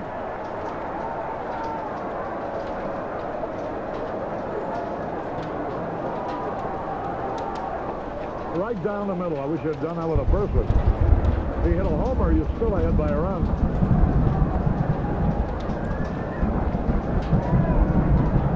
Three, 1 pitch. Strike 2.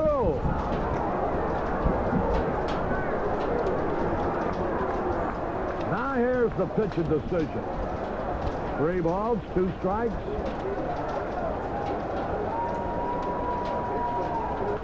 Popped it up. Center field, that'll be easy. And Durham has it. Here's Harper going to bat now. Harper batting .270 for the year, 1 homer and 8 RBI. And a fine job of pitching right there by Lee Smith, who fell behind 3-0 and threw 3 fastballs right down the chute.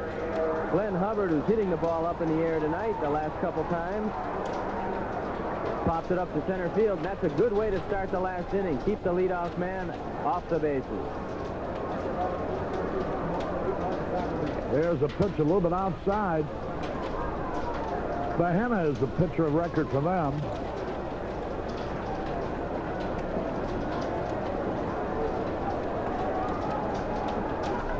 High pop foul out of play. Terry Harper, the hitter.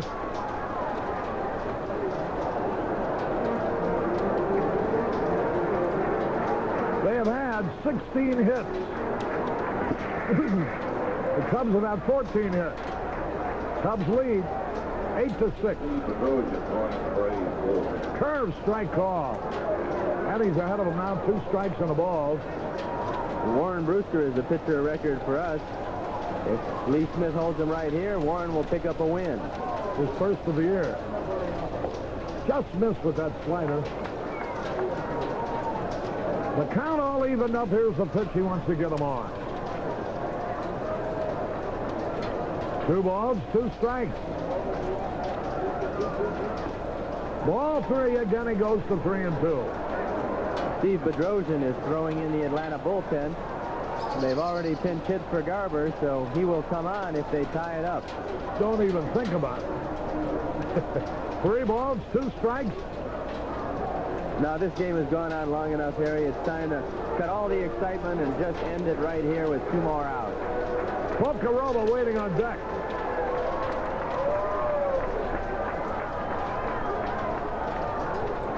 Three-two pitch. Struck him out swinging. He chased a high fastball. 2 gone. And here's Pocoroba. This is the 4th game between these 2 teams. Watch this. But a letter I fastball. When you throw hard, all you have to do is throw some strikes. That's exactly what Lee Smith is trying to do, but he's having some trouble. Kokorova, a good man to end the game. We've seen that. There's a fly ball, right field, Moreland waiting. Cubs win it. And that's the fourth in a row they have beaten the Atlanta Braves. The Braves have lost only 16 games all year, and 1/4 of them have been in the 4 they've played the Cubs. The Cubs have swept all 4. They won it tonight by the score of 8-6. Had them all the way, Steve. And look at that, Harry. They're lined up just like it looks like the Stanley Cup. Everybody lined up, congratulating everyone, and that's a happy bunch of Cubs out there right now. So the final 8-6. The Cubs now have swept 4 in a row from Atlanta, and we'll be back to talk more about it following this. Coming up next on the news, the city of Chicago forces a hauling contractor to remove illegally dumped debris from O'Hare Field after a WGN News exclusive report citing widespread illegal dumping. Illinois' highest court rules in the case of Walter Polovchek, and both sides are claiming victory tonight. Vice President George Bush aims to stay in Chicago by reaffirming U.S. support in El Salvador. And will there be a Chicago Fest this summer? Mayor Washington is expected to say no, but the Park District may say yes to Festival Inc. Details on these and other stories next.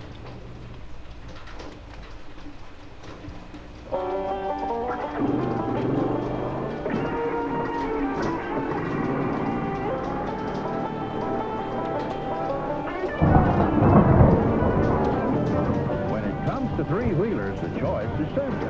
Whether you're picking for work or picking for play, just pick the Honda ATC. Follow the leader, he's on a Honda. The irresistible Canon AE1 program. John, I'm working. Can I have my camera back? Just one more. It's hard to put down. This Canon AE1 program's super. Just one more. No matter how tough the life, the program mode makes it easy to shoot like a pro. Here, get to work. Canon's AE1 program. So advanced, it's simple. Canon, the official 35mm camera of the 1984 Olympic Games. I'm gonna keep her tonight. I'm really gonna do it right. Don't have to fight it. I'm just gonna ride it. I'm really gonna do it right. I'm gonna keep her tonight. You gonna trust that steak any ordinary charcoal? It's the best. Kingsford fires up fast, easy every time. Get out in Kingsford. I can't wait for that first bite. Keep her tonight. I'm gonna keep her tonight. Kentucky Fried Chicken. Fresh. We only serve you plump, wholesome chicken that's just been cooked. Kentucky Fried Chicken, we do it. Special. Only original recipe chicken is cooked under pressure with the Colonel's 11 herbs and spices, so the seasonings are squeezed into each juicy bite. Kentucky Fried Chicken, we do it. From scratch. We're baking delicious buttermilk biscuits all through the day. Good and yours. Kentucky Fried Chicken, we do chicken right. Harry Carey and Steve Stone back at Fulton County Stadium. You know, Steve, it took 2 hours and 57 minutes. You hear people talk about baseball games being too long. Nobody would ever say this game was too long, and you notice not a soul left this ballpark because there was excitement and there was action. And for us, it was a sweet victory. Well, Harry, nobody could leave because it was a seesaw battle. We fell behind. We came up. We fell behind. We came up. But the most important thing is that we came from behind to win a ball game. We haven't been doing that too much. The offense was certainly there tonight. It's a pleasure to see Bill Buckner swinging the bat. Not only that, but another fella that was a pleasure to see perform well was Warren Brewster because, you know, they're going to have to cut somebody pretty soon. And I guess the way Moscow's been coming along and also Lefferts, if it was going to be a pitcher, it looked like the finger might be pointing at Brewster. But the way he looked here tonight, he really kept the Cubs in the ball game and enabled them to win it. As a result, he gets the victory. Well, he pitched to 2 men the other night, and it looked like he was throwing the ball very well. And tonight, he came out with a fine performance. He's the reason why we were able to hold his club. It didn't look like anybody would be able to turn him off. Well, a big crowd on hand, better than 25,000, about 52 of those people were from Gainesville, Georgia, and it was Gainesville, Georgia's favorite son who decided it all. His first home run gave the Cubs a 7-6 lead, and his second home run made it 8-6. Don't go away now because the news is going to follow immediately. Here are the totals quickly. 8-14-0 for the Cubs. The winner is Warren Brewster, now 1-1. Smith gets the save, his 5th of the year. 6-16-1 for the Atlanta Braves. The loser was Rick Bahena. He now is 3-3. Harry Carey and Steve Stone will see at 1 o'clock tomorrow right here on Channel 9. Don't go away now because the news will be following in a moment. Hope you enjoyed the telecast. So long, everybody.